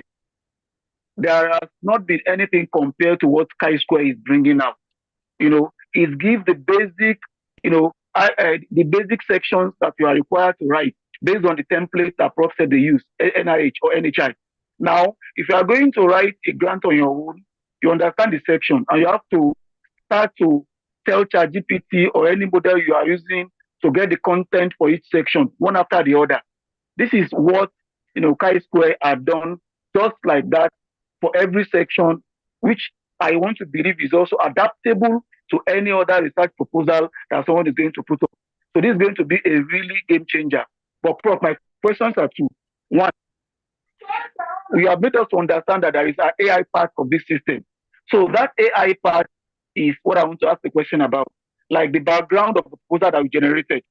Is it likely that if we use the key term that we used, tobacco, for instance, will it be possible that that AI part will come out differently? And again, such that it will appear as if it is learning, because you understand the non-AI part would have to be fixed. But for the AI part, if I use the same prompt the second time, the third time, is it likely that the content will be different, as as usually experienced with generalized, large language models? So that is first. Then secondly, you talked about citation now, and I think that is why the question kept coming, or why the last questioner asked the question. The example you gave did not include any citation from what the Chi-Square platform generated. So one begins to wonder, what referencing are we talking about when the in-text citation itself is missing? So at what point will this in-text citation come into one's write-up generated from the Chi-Square platform? Thank you so much for the opportunity once again. That's a very good question. So the first question was about the likelihood of persistence of the output with repeated trials. So I run the same prompt, I run it again. So yeah, the short answer to that question is yes, the text will be different. And the reason why is because the whole of ChatGPT or large language models is one huge giant mathematical model of probabilities, right? And as far as you're involving probability, the output will always change unless you see the stats. Once the seeding is not occurring, every single run will generate different results. So so that's one, and that could be a blessing and a curse, right? It's a curse because there's no persistence. It's a blessing because that allows for you to generate different versions and compare and maybe extract things you want from each and put them together to generate the final proposal. The second question was, why is it that the sample I generated didn't have citations? That was because I interrupted it early. So the whole process takes about the process of ChatGPT takes place first, and then we then build on that a layer of or additional processes for the citation.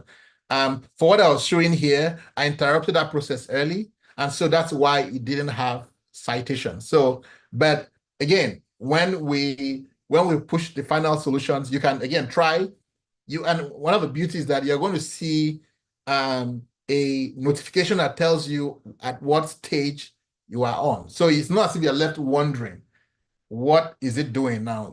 At each point, it's going to tell you, okay, generational references, right? So you can then know that, okay, references have been generated. So that's something you should be able to look out for. But it's something that as you play with it, you're going to see the references appear in the text.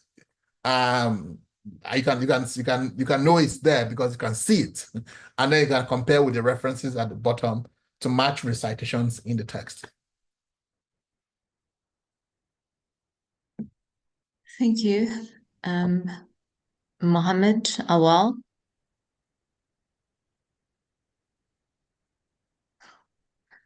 Okay. Mohammed?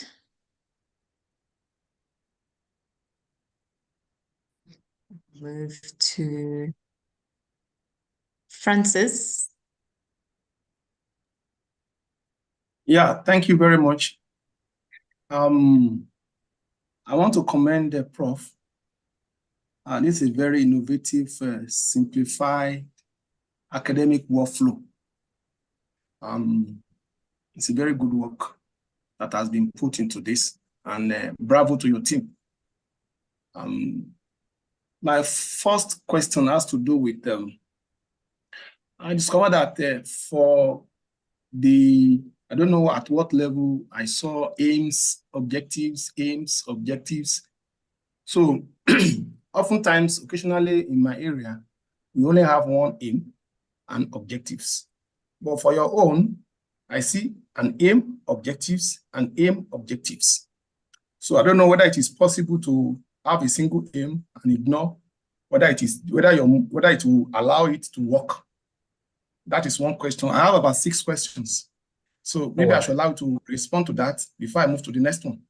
So just ask your questions rapid fire, and I'll answer. Hold on a minute. Just hold on. Let me just take note because I will definitely forget. Okay, so please go ahead. So for the second question, yeah. So for the second question, I'm suggesting that in your AI Toolkit, I saw that the proposal generator comes before the AI question generator. I'm suggesting that the AI question generator should come first. It's as if your one is working, it's just a suggestion that it should come first so that people will be able to input whatever they have from because we need the question generator in the proposal generator. It's just an observation and a comment. Yeah, it's fine. Third one has to do with ethics and legal aspect. I've been exposed to a situation whereby a colleague stole my idea. So somebody can steal somebody's idea and come to Chi-Square and quickly use it. I'm thinking of a way whereby it will be, for example, if you are downloading a software, it will ask you to read the whatever legal aspects so that you know that you are liable. This is just a way of saving your company, so that if you are going to use Chi-Square, as you are proceeding, you have to check a box that you are liable, so that Chi-Square will not be held responsible, because there are situations that people always try to play smart.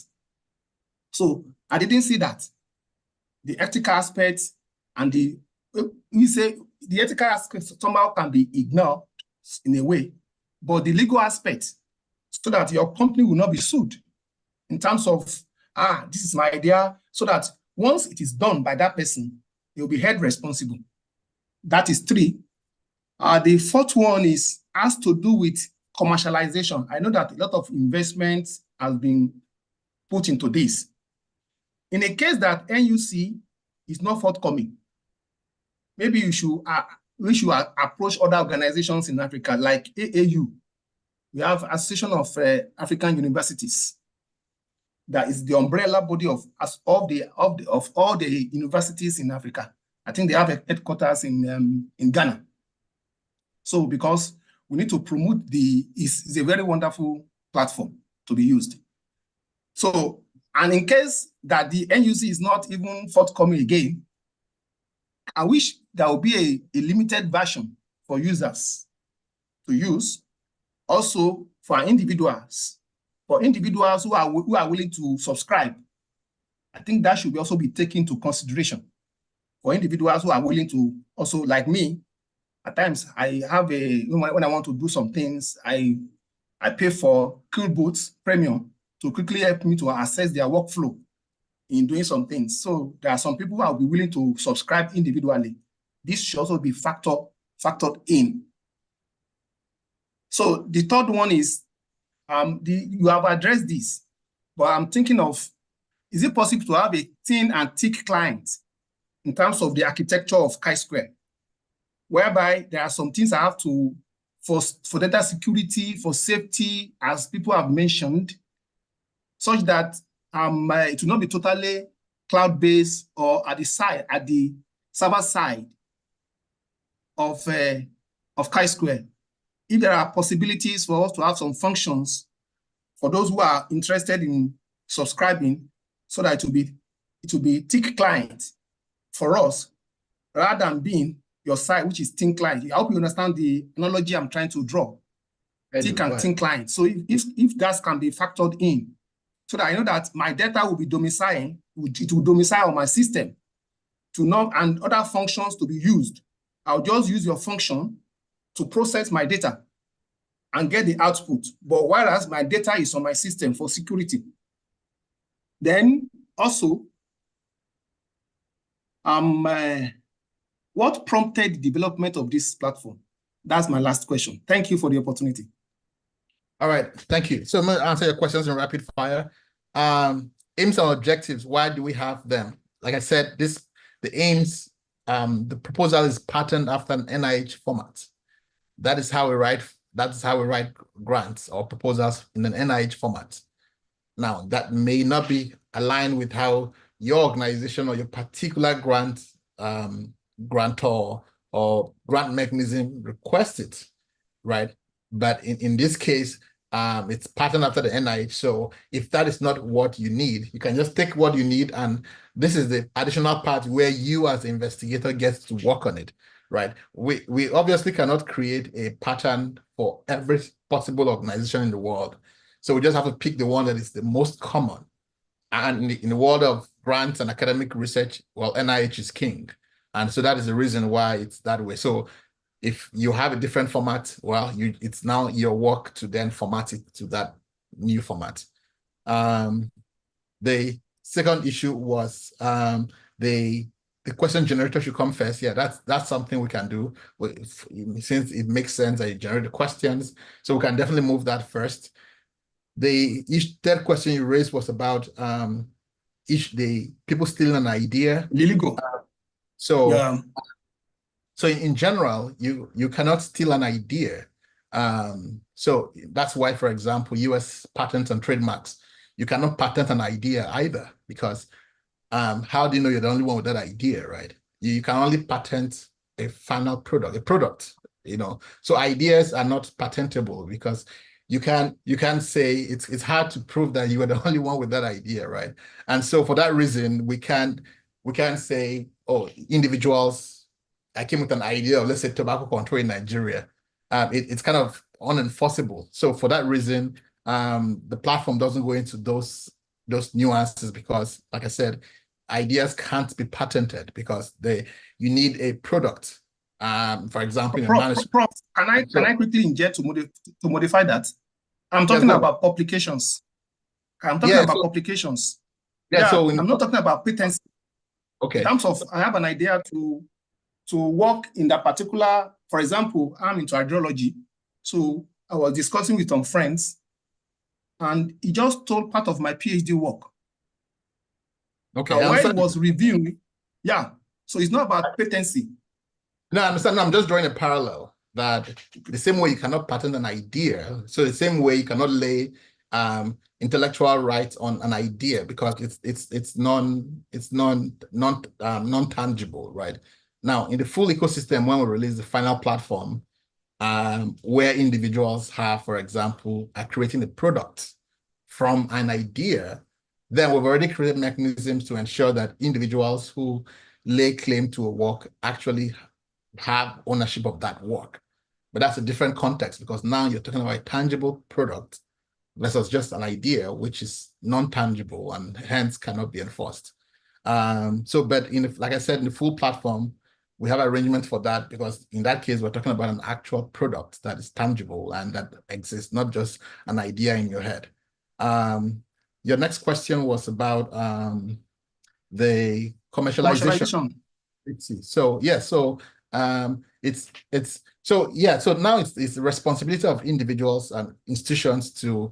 It's not necessarily like I mentioned earlier. Chisquares it works globally, right? So the work of going and looking for partners, or like for example the AAU, that is something that the local institutions are best positioned to do, because it's not sustainable for us to go and be looking for partnerships for institutions locally. That we would just spend all of our time doing that.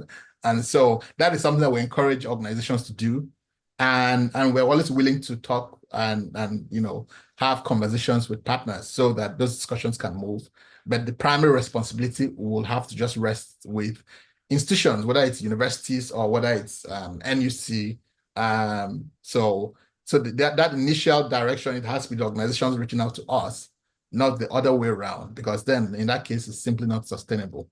The next question was about, issues of cloud hosting. So we have plans to, but that's in the future, of creating a desktop version of the platform that allows individuals to be able to run the platform on their local machines and access the functions in the platform and use it, so that the operations are being done locally on their machines.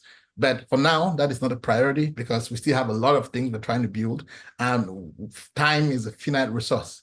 The time we're spending on writing a particular feature is time that we don't have to write another feature that is of greater importance to us. So we just have to prioritize time, but that's something we're trying to address as part of our long-term goals too. And that's also part of our equity approach. Equity recognizes the fact that not everybody has access to the internet.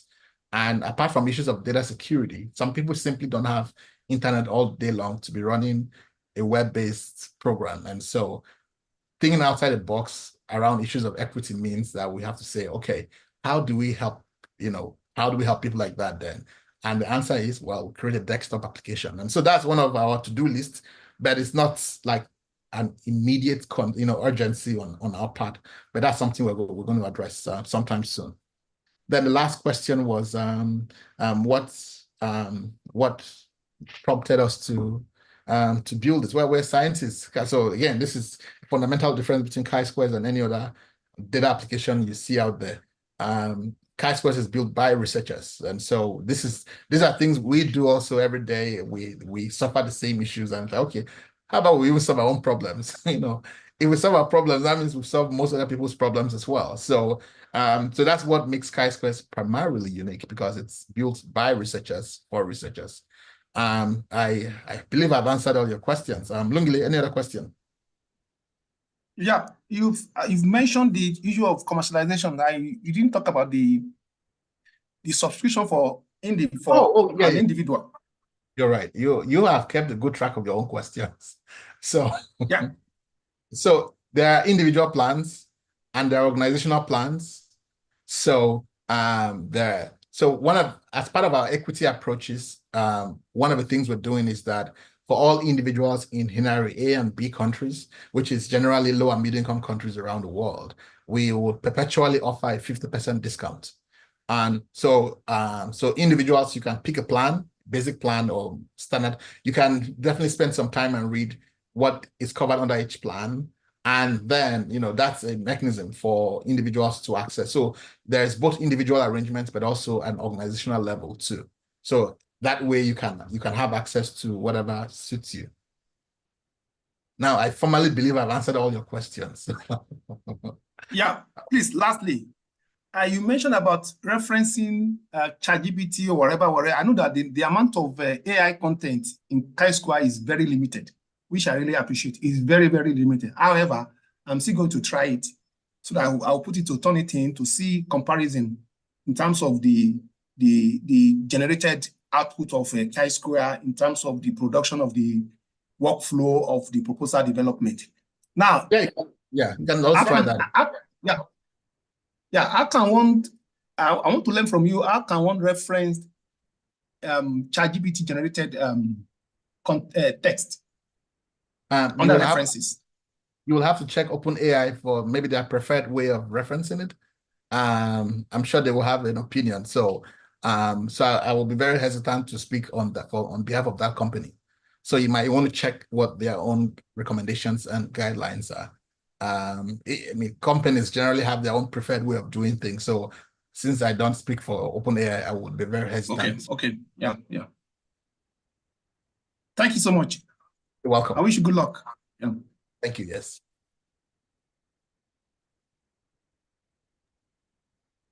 Jeremy.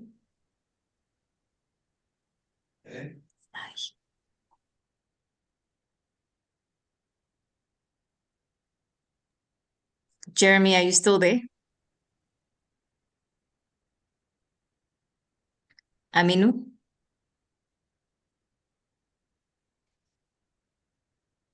Okay, I'll just lower your hands. Okay, so please post your questions again if you still have questions. Otherwise, someone asked, what will happen after 2025, April? You answered that question earlier. Yes, I did. Charles, please feel free to leave if you feel you need to. We were just answering all the questions that people are asking. So otherwise, you're free to leave if you have to leave. Thanks. Abolarin.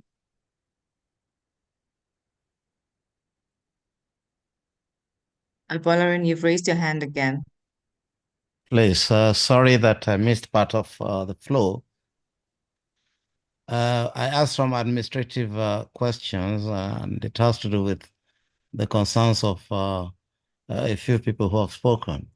That is the plagiarism aspect of it.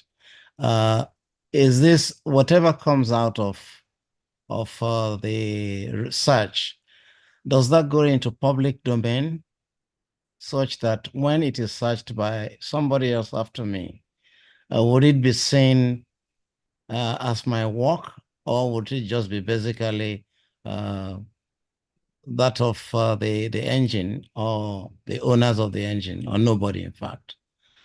The other part, I guess you must have touched on that, is to to say that government could use this to minimize plagiarism by students. The ownership of plagiarism should be that of the larger body, that is schools and government, so that the detection is easier done much earlier using this tool.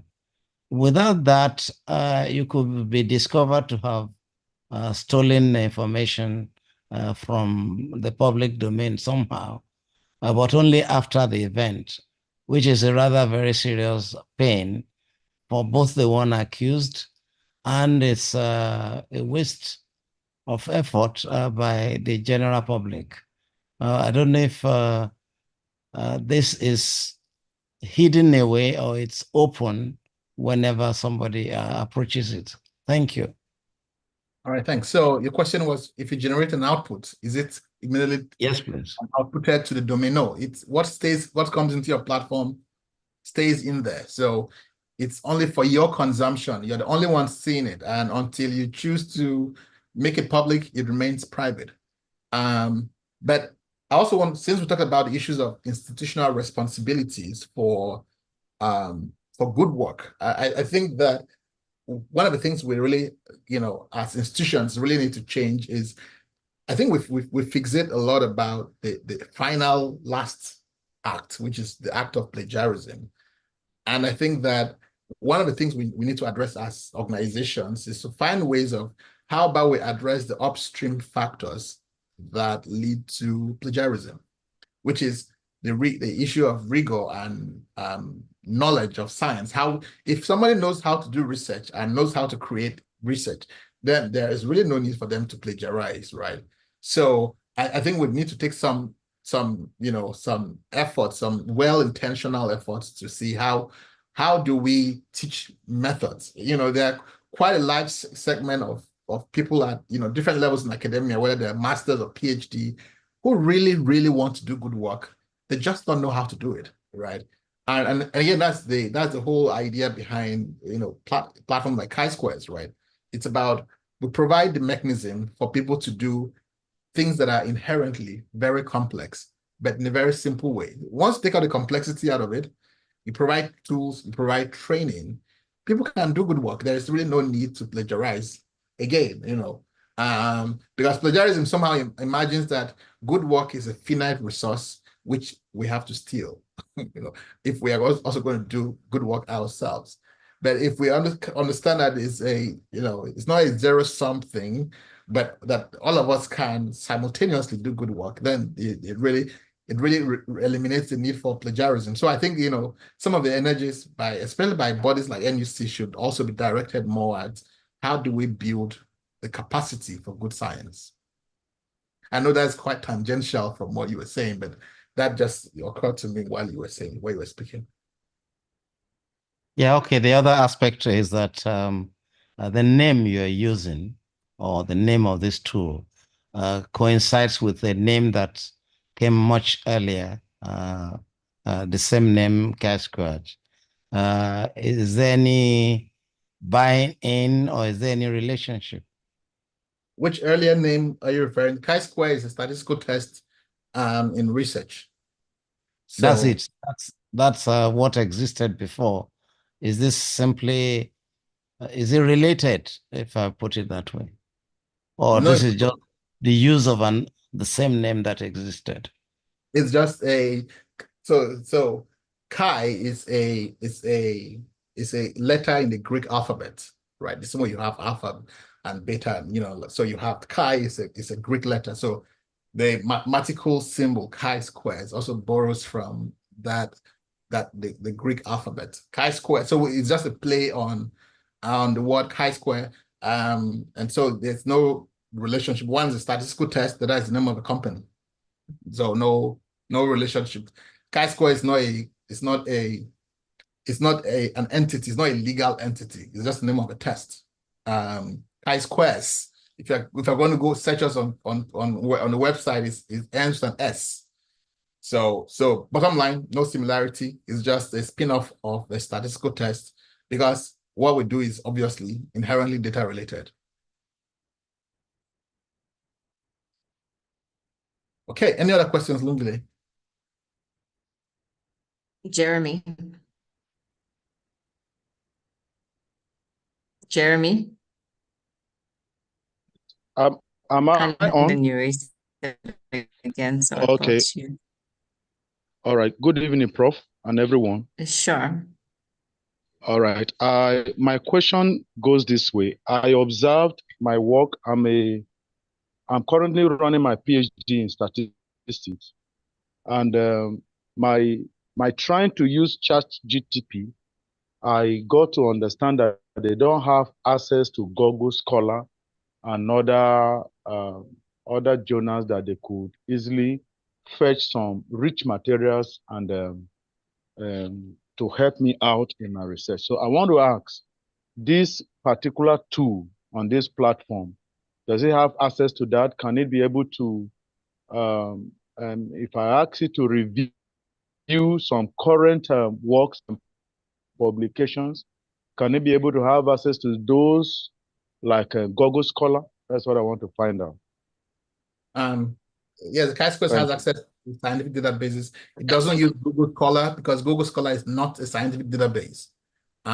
We however use the Web of Science and PubMed. And so we have rules that dictate to it how to access those references. So you're not even the one, you don't even have to tell it to do anything. It will automatically find the references that are most relevant to that body of work and automatically insert them in the output.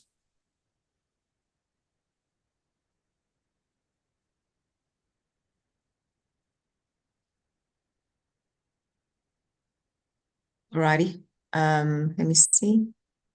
Jeremy, were you done? Okay, I wanted to use the AI research builder, and I typed the title of my proposal as required in the space provided and completed other important things that need to be answered, and then click create proposal. It has been searching for more than 30 minutes now without results. What could be responsible for that? So like we said, there's some changes we need to push. That's why I said, so you should try within the next 24 to 48 hours. In your particular use case, you could just refresh and you get a result. But obviously we need to push those changes so you don't have to manually hit refresh. But if you hit refresh now, you'll see some results. So those are some of the minor things we need to push so that you have a seamless experience. And that's why I encouraged you that you should hold off for the next 24 to 48 hours before running the search. But should you want to run a search and it's taking long, just hit refresh and you get the results. Does the AI tool give options for referencing style, or one has to manually do it? It automatically uses the AMA, the American Medical Association style of referencing. Now, if you want another way, you have to change it manually yourself, but that's the default way that it provides the citations. Amos? All right, thank you very much. Prof, I just want to say a very big thank you. And I know I really missed a lot because I joined in. Unfortunately, I had some emergencies that kept me away. I basically stayed back from work. I work remotely today just not to miss the session, but unfortunately, things happened. However, I've missed the major parts of the session, but I've requested for the recording, which I would listen to. But quickly, I tried to just go through the platform, the AI Research Proposal Builder, and there is one section, it says relevant experience. So I'm trying to understand the context, what it's asking. Is it your relevant experience, your experience level when it comes to doing research, like a novice or a pro, kind of, so that I know what is supposed to enter there. I think aside that, that's just basically my question for now. And thank you very much. You're welcome. And we're going to solve that problem. We're going to provide a hint inside so that you can see an example of what relevant experience. So these are some of the changes we're going to push in the next 24 to 48 hours. So relevant experience simply means if my title is tobacco control in Nigeria, what is my relevant experience in relation to that topic, right? Because remember that when you're writing an NI proposal, you have to justify why the members of that team are qualified to do that work. So what AI does is that it takes all of that and builds a very compelling argument for why this is the best team to do this work. So, but we're going to provide a hint in that box so that you can be more easily able to figure out what it means.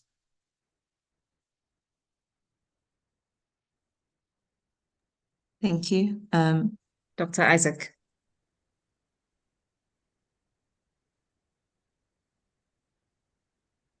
Dr. Isaac, you can unmute yourself now.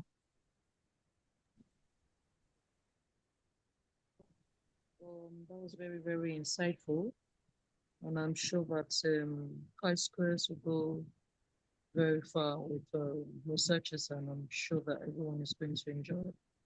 Now, could you please go over this institutional subscription via NUC and stuff like that? Because when I joined, that was exactly what we were talking about. Could you please go over that so that when you want to subscribe, you don't go and subscribe individually while your institution has been covered by NUC, as I think you said. Thank you very much. Yeah, thanks. So first of all, I think I saw a question about whether this subscription involves students or excludes students. It includes everyone that is affiliated with that university, students, interns, researchers, faculty, staff, and everybody. Each institution has a special access code. So for example, if I were to click on this, it tells me here that this is, for example, Afe Babalola University. So if I wanted to, join the team, I will provide my name and the email, and I'll request invitation, right? This is a special, all these links here are very special links. They can be applied retrospectively as well. So that means that if you had already created a free account, you can still come to these links and upgrade your access from free to premium as linked to that institution, right? Now, note also that this sponsorship of NUC ends in 6 months or thereabout, right? And the question then is, at the end of that period, what happens? Well, it depends on whether NUC continues the sponsorship, which in turn is a function of the widespread adoption, right? So one of the things you as institutional leaders can do is to make sure you promote adoption within your various institutions so that provides a compelling argument for why that sponsorship should be sustained. So that is how this works. So each institution has a special link that is specifically for that institution, and so that's how it works. For this, unfortunately, does not cover polytechnics. It doesn't cover other tertiary institutions like colleges of education. This is primarily an NUC initiative, and that's why it's restricted to only universities. And we've dropped the link to this spreadsheet. Let me just drop that again, so folks can access this document if they need to. All right. Any other questions, Ngile? Yes, Hamidu. I'm curious to know what question Prof has. Is that my network? Prof. Hamidu. Prof, good evening. I've been following, and then I've been trying to digest the critical questions, and I hope Linkley is following very closely, because these questions are so difficult that if not for Prof, I don't know if anybody asked me those questions, I'll be able to answer them as he answered them. Anyway, that apart, I understand that the app is still undergoing. When I try to log in under the research team, it says there must be exactly one principal investigator. So I tried all I could to put the principal investigator so that I can proceed, and it's not showing any listen. So I wanted to ask what is happening. Okay. Or is it part? Yeah, is it part of those on that going some development? So thank you very much. Yeah, you're welcome. So when you select the list here, includes the role of the principal investigator. So let's see. So by default, the very first one is the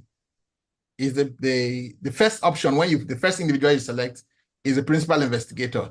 So if you remove that role from that list, you just have to make sure that you select a PI. Every grant must have a principal investigator, right? So that's it there. So once you select that, you are free to go on.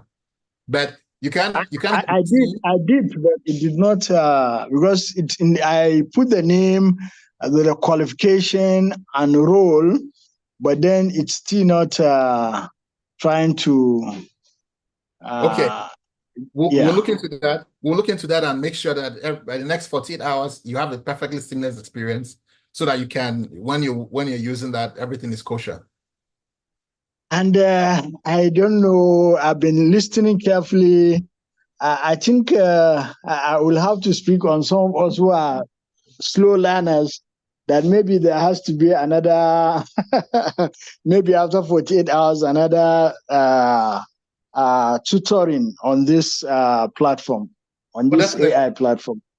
Yeah, so once we push out all the remaining changes that need to be fixed, I'm sure you and Lungile will be best placed to give us a demo.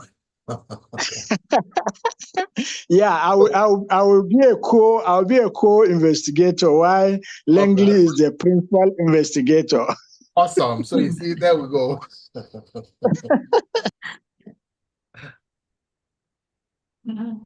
Thank you, Prof.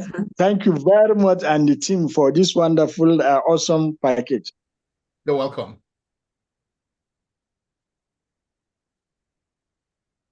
Thank you. I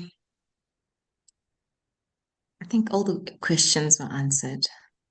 Awesome. I've been speaking for the past how many hours? 3 hours approximately. So that's good. All the questions have been answered. So are we all set? Okay, someone asked though, Prof. No, we're not. Someone has been asking if you can show them how to develop a questionnaire on the platform. A questionnaire on the platform. Okay. That's a tall order, but okay, I'm gonna go really fast. Okay. So please buckle your seat. Yeah. To create a questionnaire on the platform, you go to survey design here. Survey design. If somebody invited you, so you have a pending invite here, you can do invitation and you can accept the invitation. So it's a collaborative platform. So somebody can invite you on things and you can accept accordingly. But if you want to start your own survey, you start new survey here. This is just telling you that the platform supports both cross-sectional studies and longitudinal. Cross-sectional is just a one-time survey. So think of, for example, the evaluation survey you are filling now. It's just a one-time thing. But sometimes we want to do longitudinal studies where we follow people over time. So that's longitudinal. So this is just telling you that the platform supports both cross-sectional and longitudinal. So you get started. Now, let's say your topic is on, let's say we're trying to do evaluation of participant experience towards the launch of the Chisquares AI Toolkit. So let's say that's what we want to. Let's say we're trying to see, what things you might want to assess in the future. Let me say evaluation of participants, teacher needs. Let's not say.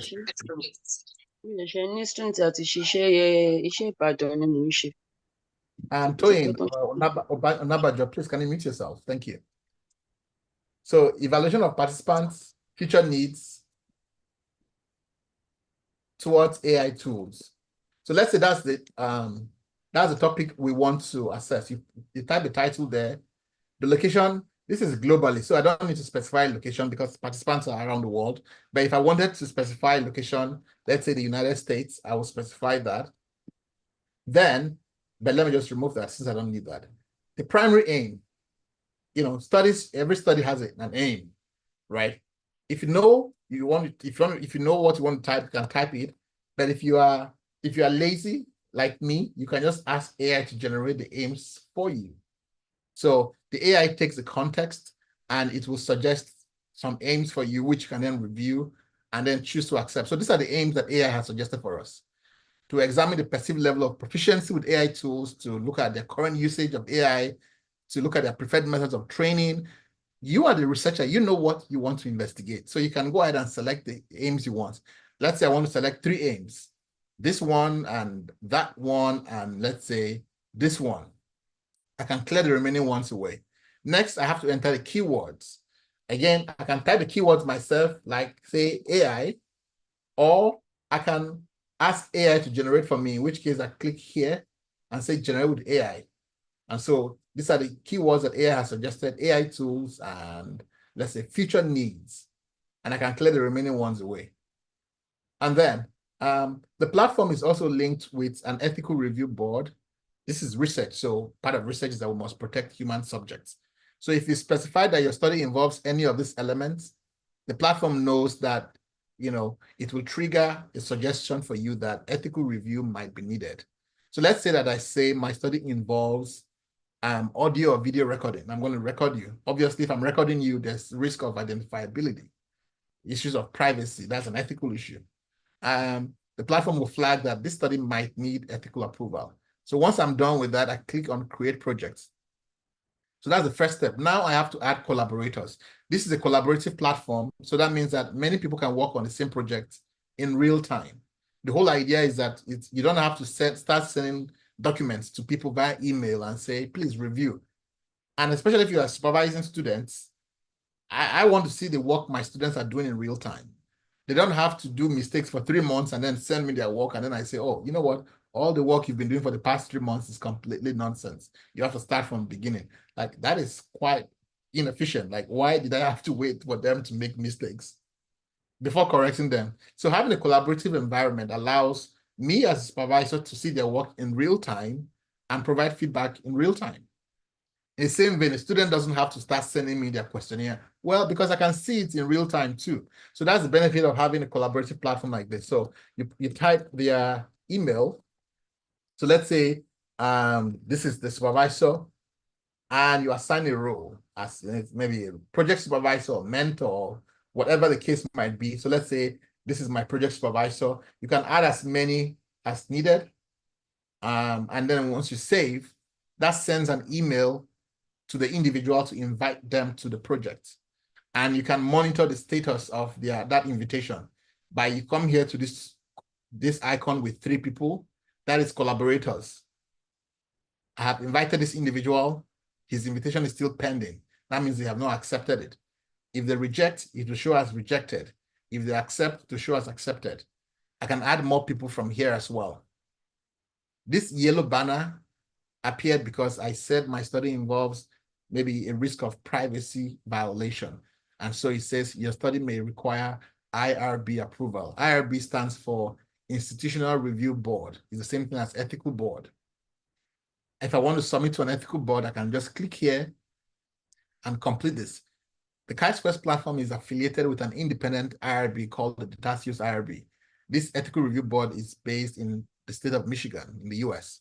So when you complete this form and submit it, it goes to that ethical review board, who will then review your proposal and approve it or provide feedback for you to address before they approve, so that you don't have to go through hell just to get ethical approval, right?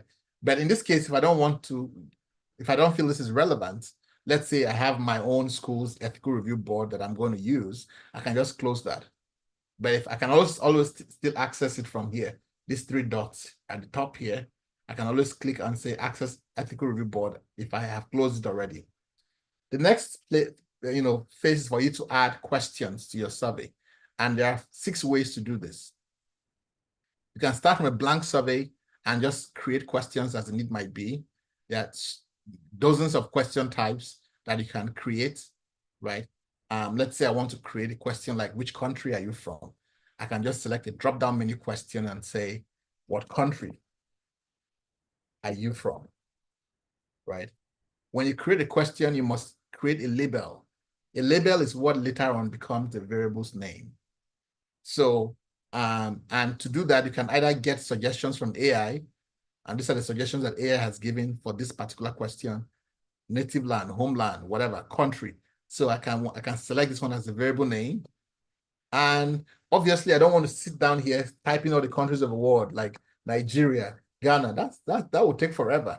So I can just say explore and select countries of the world, which is one of the provided values, and say apply. And before you apply, you can always preview the question, how it looks with that icon. So it says, what country are you from? And all the countries of the world are now in here. I can then push that question to questionnaire. So that's one way of creating questions.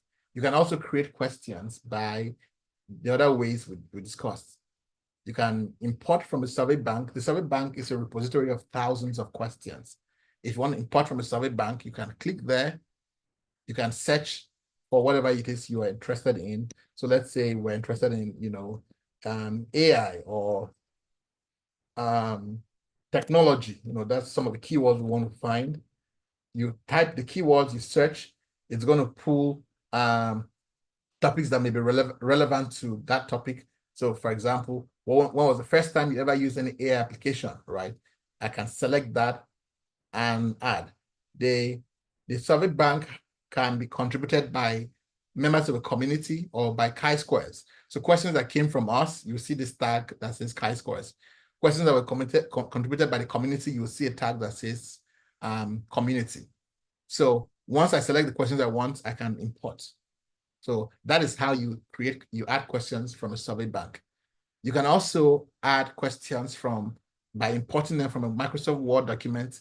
Let's say you created questions from Microsoft Word, you can import from that directly. You can also import from Excel. You can also use our AI builder, where you just specify the number of questions you want and click on generate, and the platform takes that data and creates questions which you can then choose. So for example, I can say I want this question and I import it, and then it's added to the questionnaire. So that's how you create questions on the platform. You can also translate if I want to add a consent form, research, we generally have consent forms.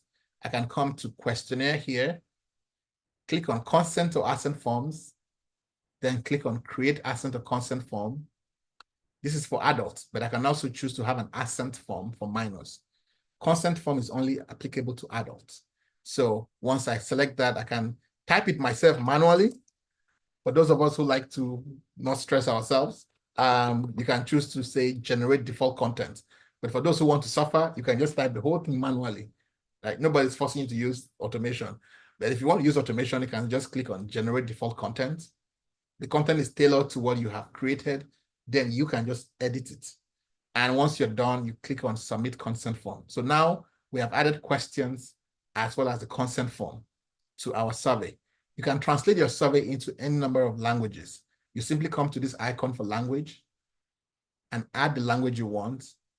Let's say we want to translate our survey into, let's say, Yoruba. We select that language. It loads the questions. And once it's done, it has already automatically translated many of the items, as you can see. What we now have to translate are the items we entered ourselves. So to translate, you can type it manually.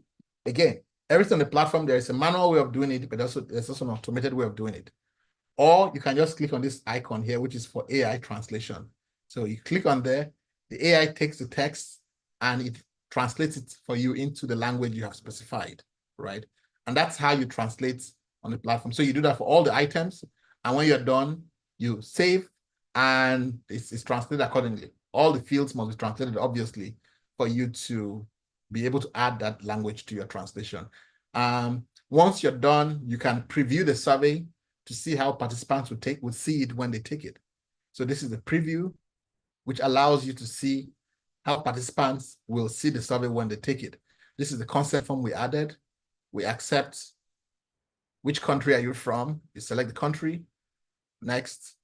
Again, these were the questions we added. if we had translated the survey, the user can just select the language they want from up top, and that will be displayed in that language accordingly. And this is, so that's the preview of our survey. And so that's how the platform works. The analysis are done automatically. We already demonstrated the analysis. You just select, what you want analyzed in terms of the population, whether it's the whole subset, the whole population or a subset, and the platform does the analysis automatically for you. It also just does generation of a report automatically for you. So I hope that explains how you set up a survey on the Chisquares platform. This one, the light is blinking because we have not yet set our study timeline. So to do that, we click here, edit timeline. We set the start date of, let's say, today. And let's say we want to end it to 2025. And we can do that. Or we can also choose to change our study from a cross-sectional to longitudinal if you want. Longitudinal study is one that has follow-up. If it has follow-up, then we have to tell the system how many follow-ups we want. So I may want to say, I want to start a survey today, and I want the system to automatically follow people every 6 months, right, for 2 years. So that means that today, the next 6 months, the next 6 months, the next 6 months. So that means that I have one baseline survey and 3 follow-ups that are going to be 6 months apart. The platform takes that automatically and says, if we're going to start today, it knows that based on that time schedule, the study will finish in 2026. And so that when I save the settings, the platform does the whole task of following people automatically. So that when the user takes the survey, right, if the same survey, they take it, there's a consent we had, question 1, question 2, question 3. Now, the platform does something different. It tells them, we have a follow-up survey coming up. If they want to participate in the follow-up, they provide their email and they agree, right? The platform will automatically follow up those individuals at that time. So it's not that you have to now start suffering and going up and saying, hey, you agree to participate. All of that is done automatically. So in a nutshell, that is how you set up a survey on the Chisquares platform.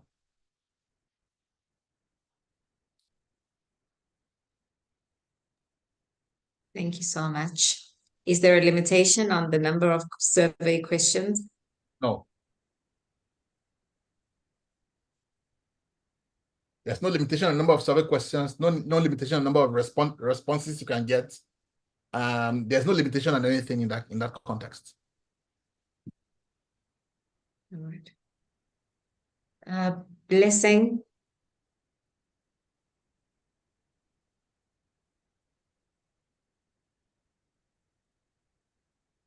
Please unmute yourself, Blessing.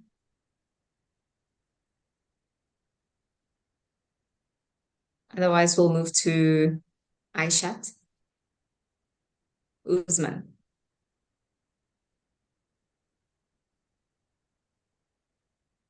Okay.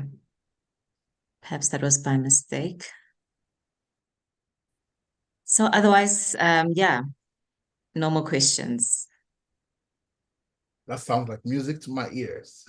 I'm going to run away before somebody raises their hand and you force me. Okay. Well, Aishat really wants to ask a question. So, Aishat. Thank you very much. I really appreciate this training. I joined late, so I know that I've really missed a lot, but I'll catch up with the recorded video later. So I have a few questions. The first one is, can this Chi-square be used to analyze secondary data? Like if my work requires secondary data, can I use Chi-square to analyze it?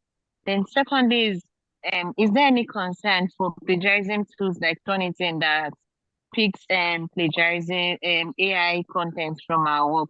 Like if I do a work with the aid of Chi-square and I run it through Turnitin, am I going to encounter any problems with the AI percentage of my work? So I have a question for you. What percentage of AI is acceptable? I think they said a minimum of 10%. I'm not sure. Who made that rule? I don't know. That's why I said I'm not sure. No, I was just asking the question to show you how silly and arbitrary those kind of rules are, right? Yes, it's the guidance in research is by COPE. COPE doesn't have a standard or a threshold or a limit.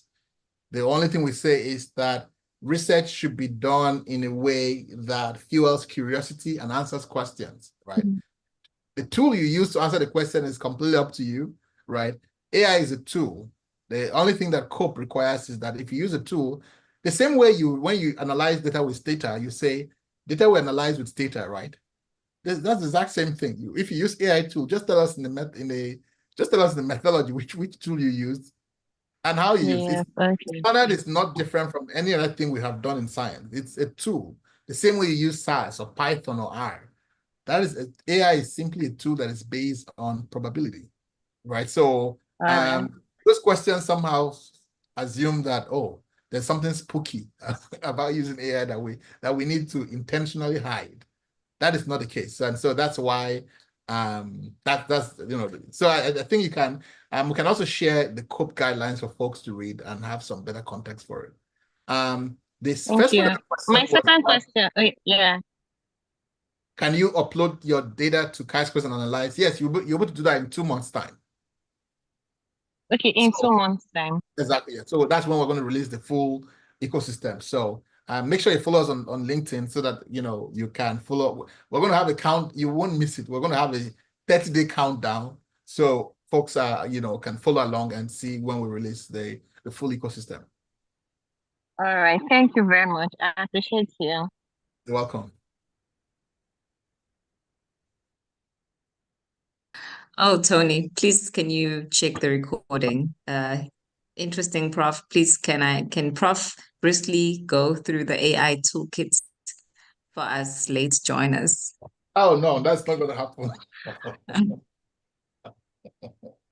I know.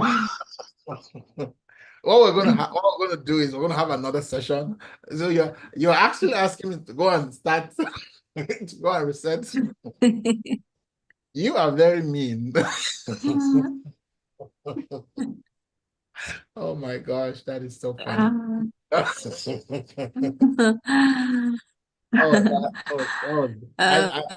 have a suspicion that was a joke. Wow. There are more questions. Lungile, your network is struggling, so maybe that's a sign that we need to wrap this up. My network.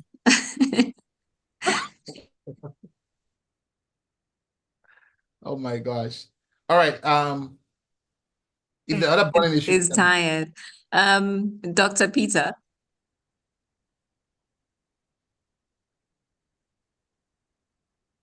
There are questions, so it's just that my network is breaking. Okay. Yeah, thank you very much. Peter. Yeah, go ahead. Okay, thank you very much once again. Please, can this tool be helpful in scoping analysis? That's one. Okay, go ahead. Two, can also be helpful in helping one generate a questionnaire. Yeah, we just went through the process of generating questions in a questionnaire. So yes, it can help you generate questions in your questionnaire. It is not a tool for systematic reviews. Systematic review is a, or literary review is a part of what you might do for a proposal, but the platform is not designed. There are so many tools out there. What we do at Chisquares is we don't try to just repeat what other people have done. We are trying to create a whole new set of engagement that doesn't exist. So if something already exists, we're not even interested in building that. So you should definitely go and use what exists already. So yes, you can create questions, you can create a question on the platform. But the tool we have created and released today is meant to help you put together a proposal. Now, if you do want to do a scoping review, you would have to go and do that either on an existing platform or just do it manually yourself.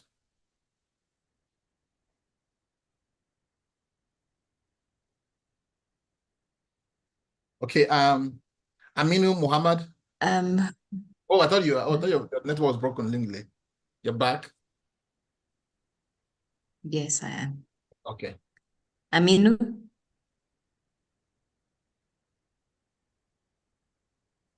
Okay, we'll move to Happiness. Let's have a 2-second rule.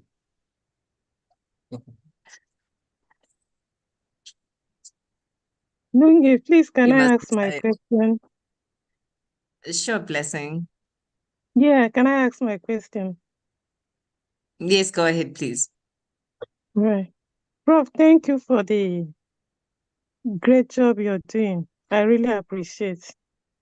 Thank you so much. I have one question I want to ask.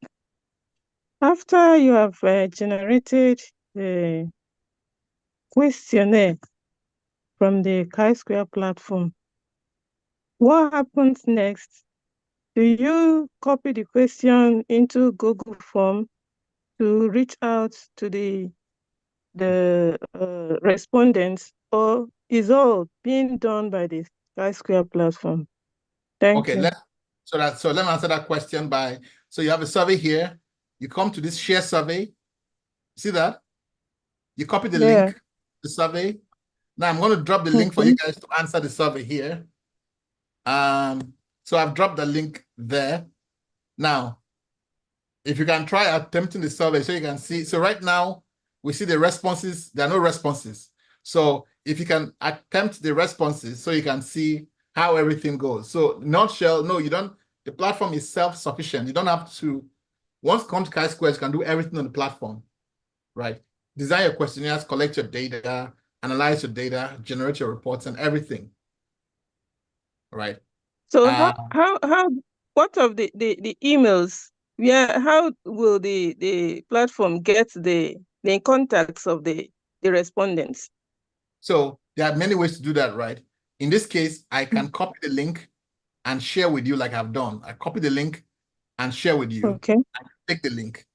If I have if I want to share it on social media, you see, share on social media, click on that, select the social media I want. If I have emails, I can click on this button, upload emails to invite participants. You click on that and you can add the emails. Let's say you have a file. Yes, you have a CSV file or Excel spreadsheet. You click on that, you upload the spreadsheet. Once you're done with uploading the spreadsheet, you can edit the message that should be sent. To do that, you click here. It says click here to create or edit participants' email messages. You click there, right? This is a longitudinal survey. So it's asking me, do I want the same survey message for all waves, or do I want to create a wave-specific message? So let's say I want to create the same message for all waves. I can then type the message here, or I can just say, create a default message for me by clicking here. So it says, hi, we hope this message finds you well. We're writing you to invite you to contribute to our ongoing survey, right? You can edit this message however you want. Once you are done and you launch the survey, the platform will automatically send messages to all the people you just uploaded their emails. Does that make sense?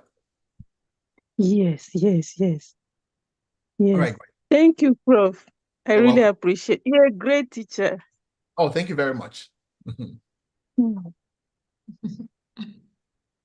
right.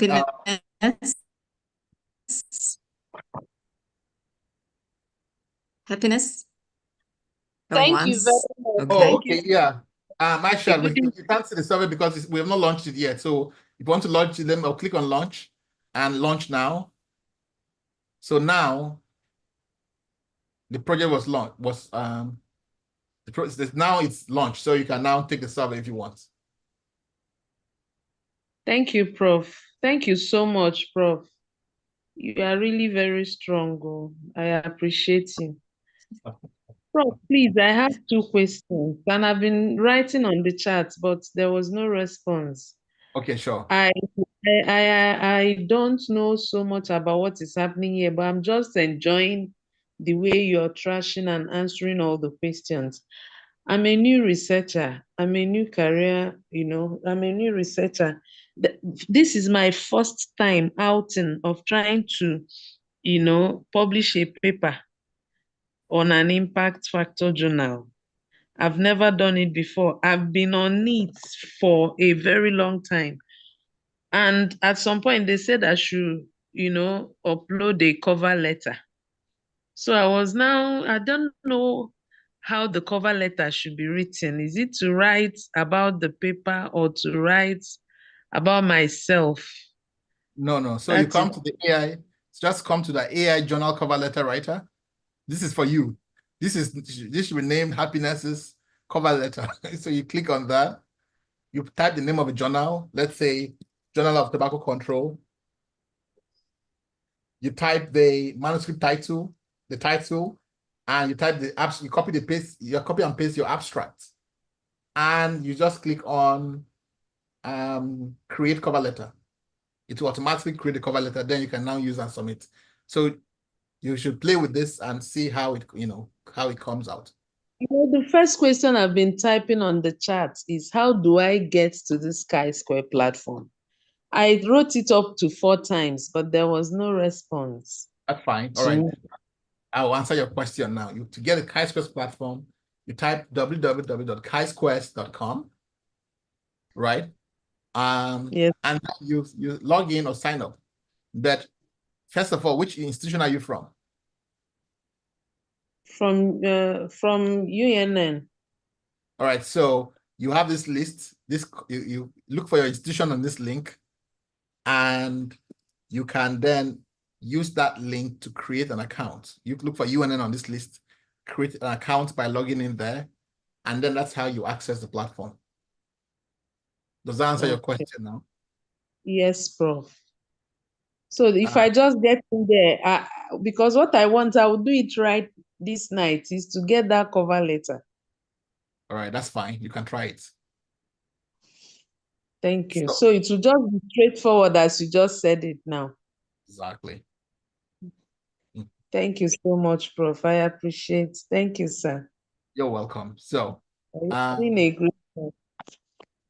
welcome. So, all right. I see. So the question is, how the respond? The best way to answer some of these questions is to try it yourself. So we have the link to the survey here.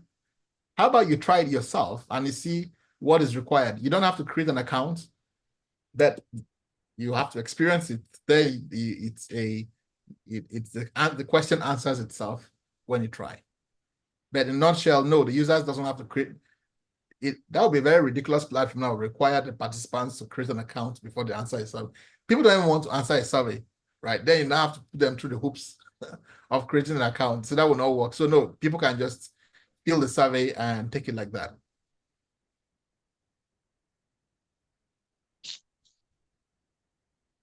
All right. Lungile, are we all set? Okay. Aminu, you've been raising your hand, but you don't speak when I call out your name. Are you still there?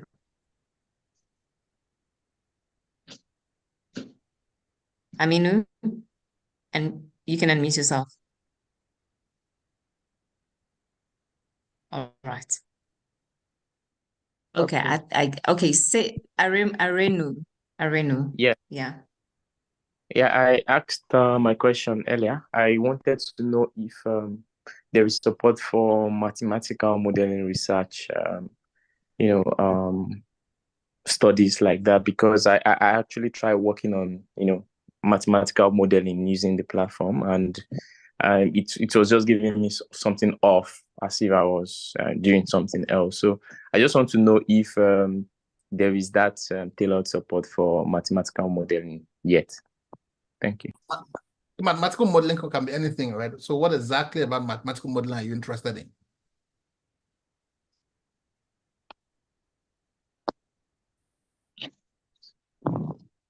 Because a regression is also based on a mathematical model, right? So I'm just trying to understand what exactly you need. Now, if you are trying to say, okay, when would it, so maybe I'll try rephrasing your question.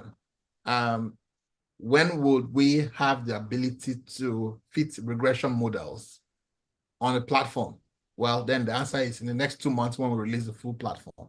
So hopefully maybe that's the question you're asking. So in that case, yes, in the next, when we release the full ecosystem, you will be able to fit regression models on the platform and do all of that.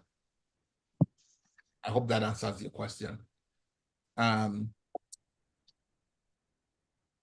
do I need to pay to access this thing I asked? Happiness, have you been on this call at all?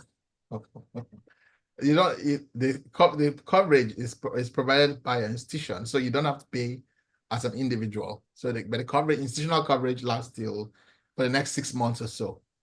Now, after that, you know, you'll have to figure out whether to have an individual subscription, or if your institution or NUC still sponsors, then you can still continue enjoying that. Thank you so much, Prof. Thank you, Prof. Welcome, yeah. All right, Lungli, I'm going to take one last question and we'll call today. Can the tool write a review article? That's the last question. I think we've answered that before. No.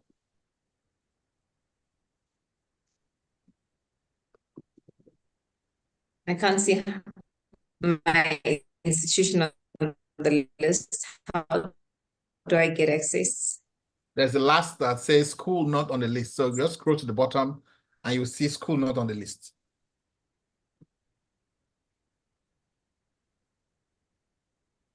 All right. Well, thanks everyone. I think we can call it in. Okay. All right. Do you have some last words for us? Some dramatic way to end this session? Well, I thought you were going to dance for us. No, I'm too tired to do any dancing. Please, feel free to after a successful dance. You're wearing a shirt, so a Madiba dance would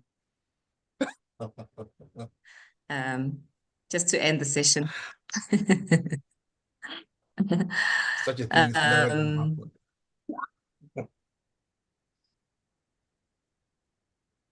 It's a pity I can't hear you clearly because of my network, but we appreciate you and all the work you've done, you and the team. I want to also thank those who've been helping me, Prof. Hamidu, Elia, Ishaya. You've helped a lot with sharing the links over and over again. Thank you. Thanks to the Chisquares team. Thank you to you, Prof. And thanks to everyone who's still here after so many hours. We appreciate you. We have our next session on Thursday, tomorrow, 12 p.m. That's in the afternoon, West African time. We use this very same link. We will be going through, Prof will be demonstrating the offline mode. Is that correct, Prof? That's correct, yes. Okay. Yes, so if you want to see how that works, you want to collect data where in areas where there is limited internet, please join us tomorrow. And even if you're not going to collect data there anytime soon, but just to learn how this works, do join us tomorrow. We have another session again on Friday. We are LinkedIn, follow us on LinkedIn, visit our YouTube channel for previous recordings. And yeah, we just have a lot going on. Time for which one, Toyin?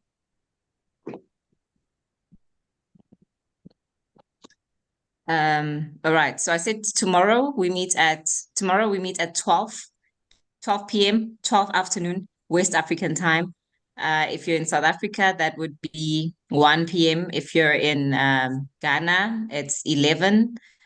Kenya, that would be 2 p.m.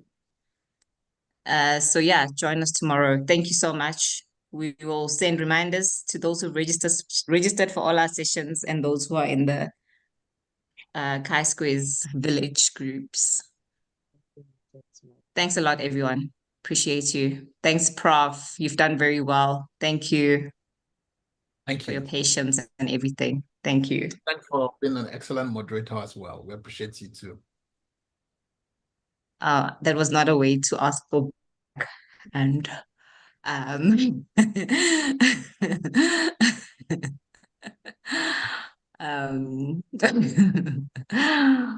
so yeah, but thanks. All right. Bye, Bye, everyone. everyone. Bye, ciao. Bye. Thank you, Prof. Good night. Bye. Bye. Thanks, Evangeline. Thank you so much. We saw you all who've posted. You were among them. You shared our event on your page. Thank you so much. Thanks. I appreciate you all. Everyone who did that. Thank you so much. Thanks, Christian. Thank you. Stop the recording.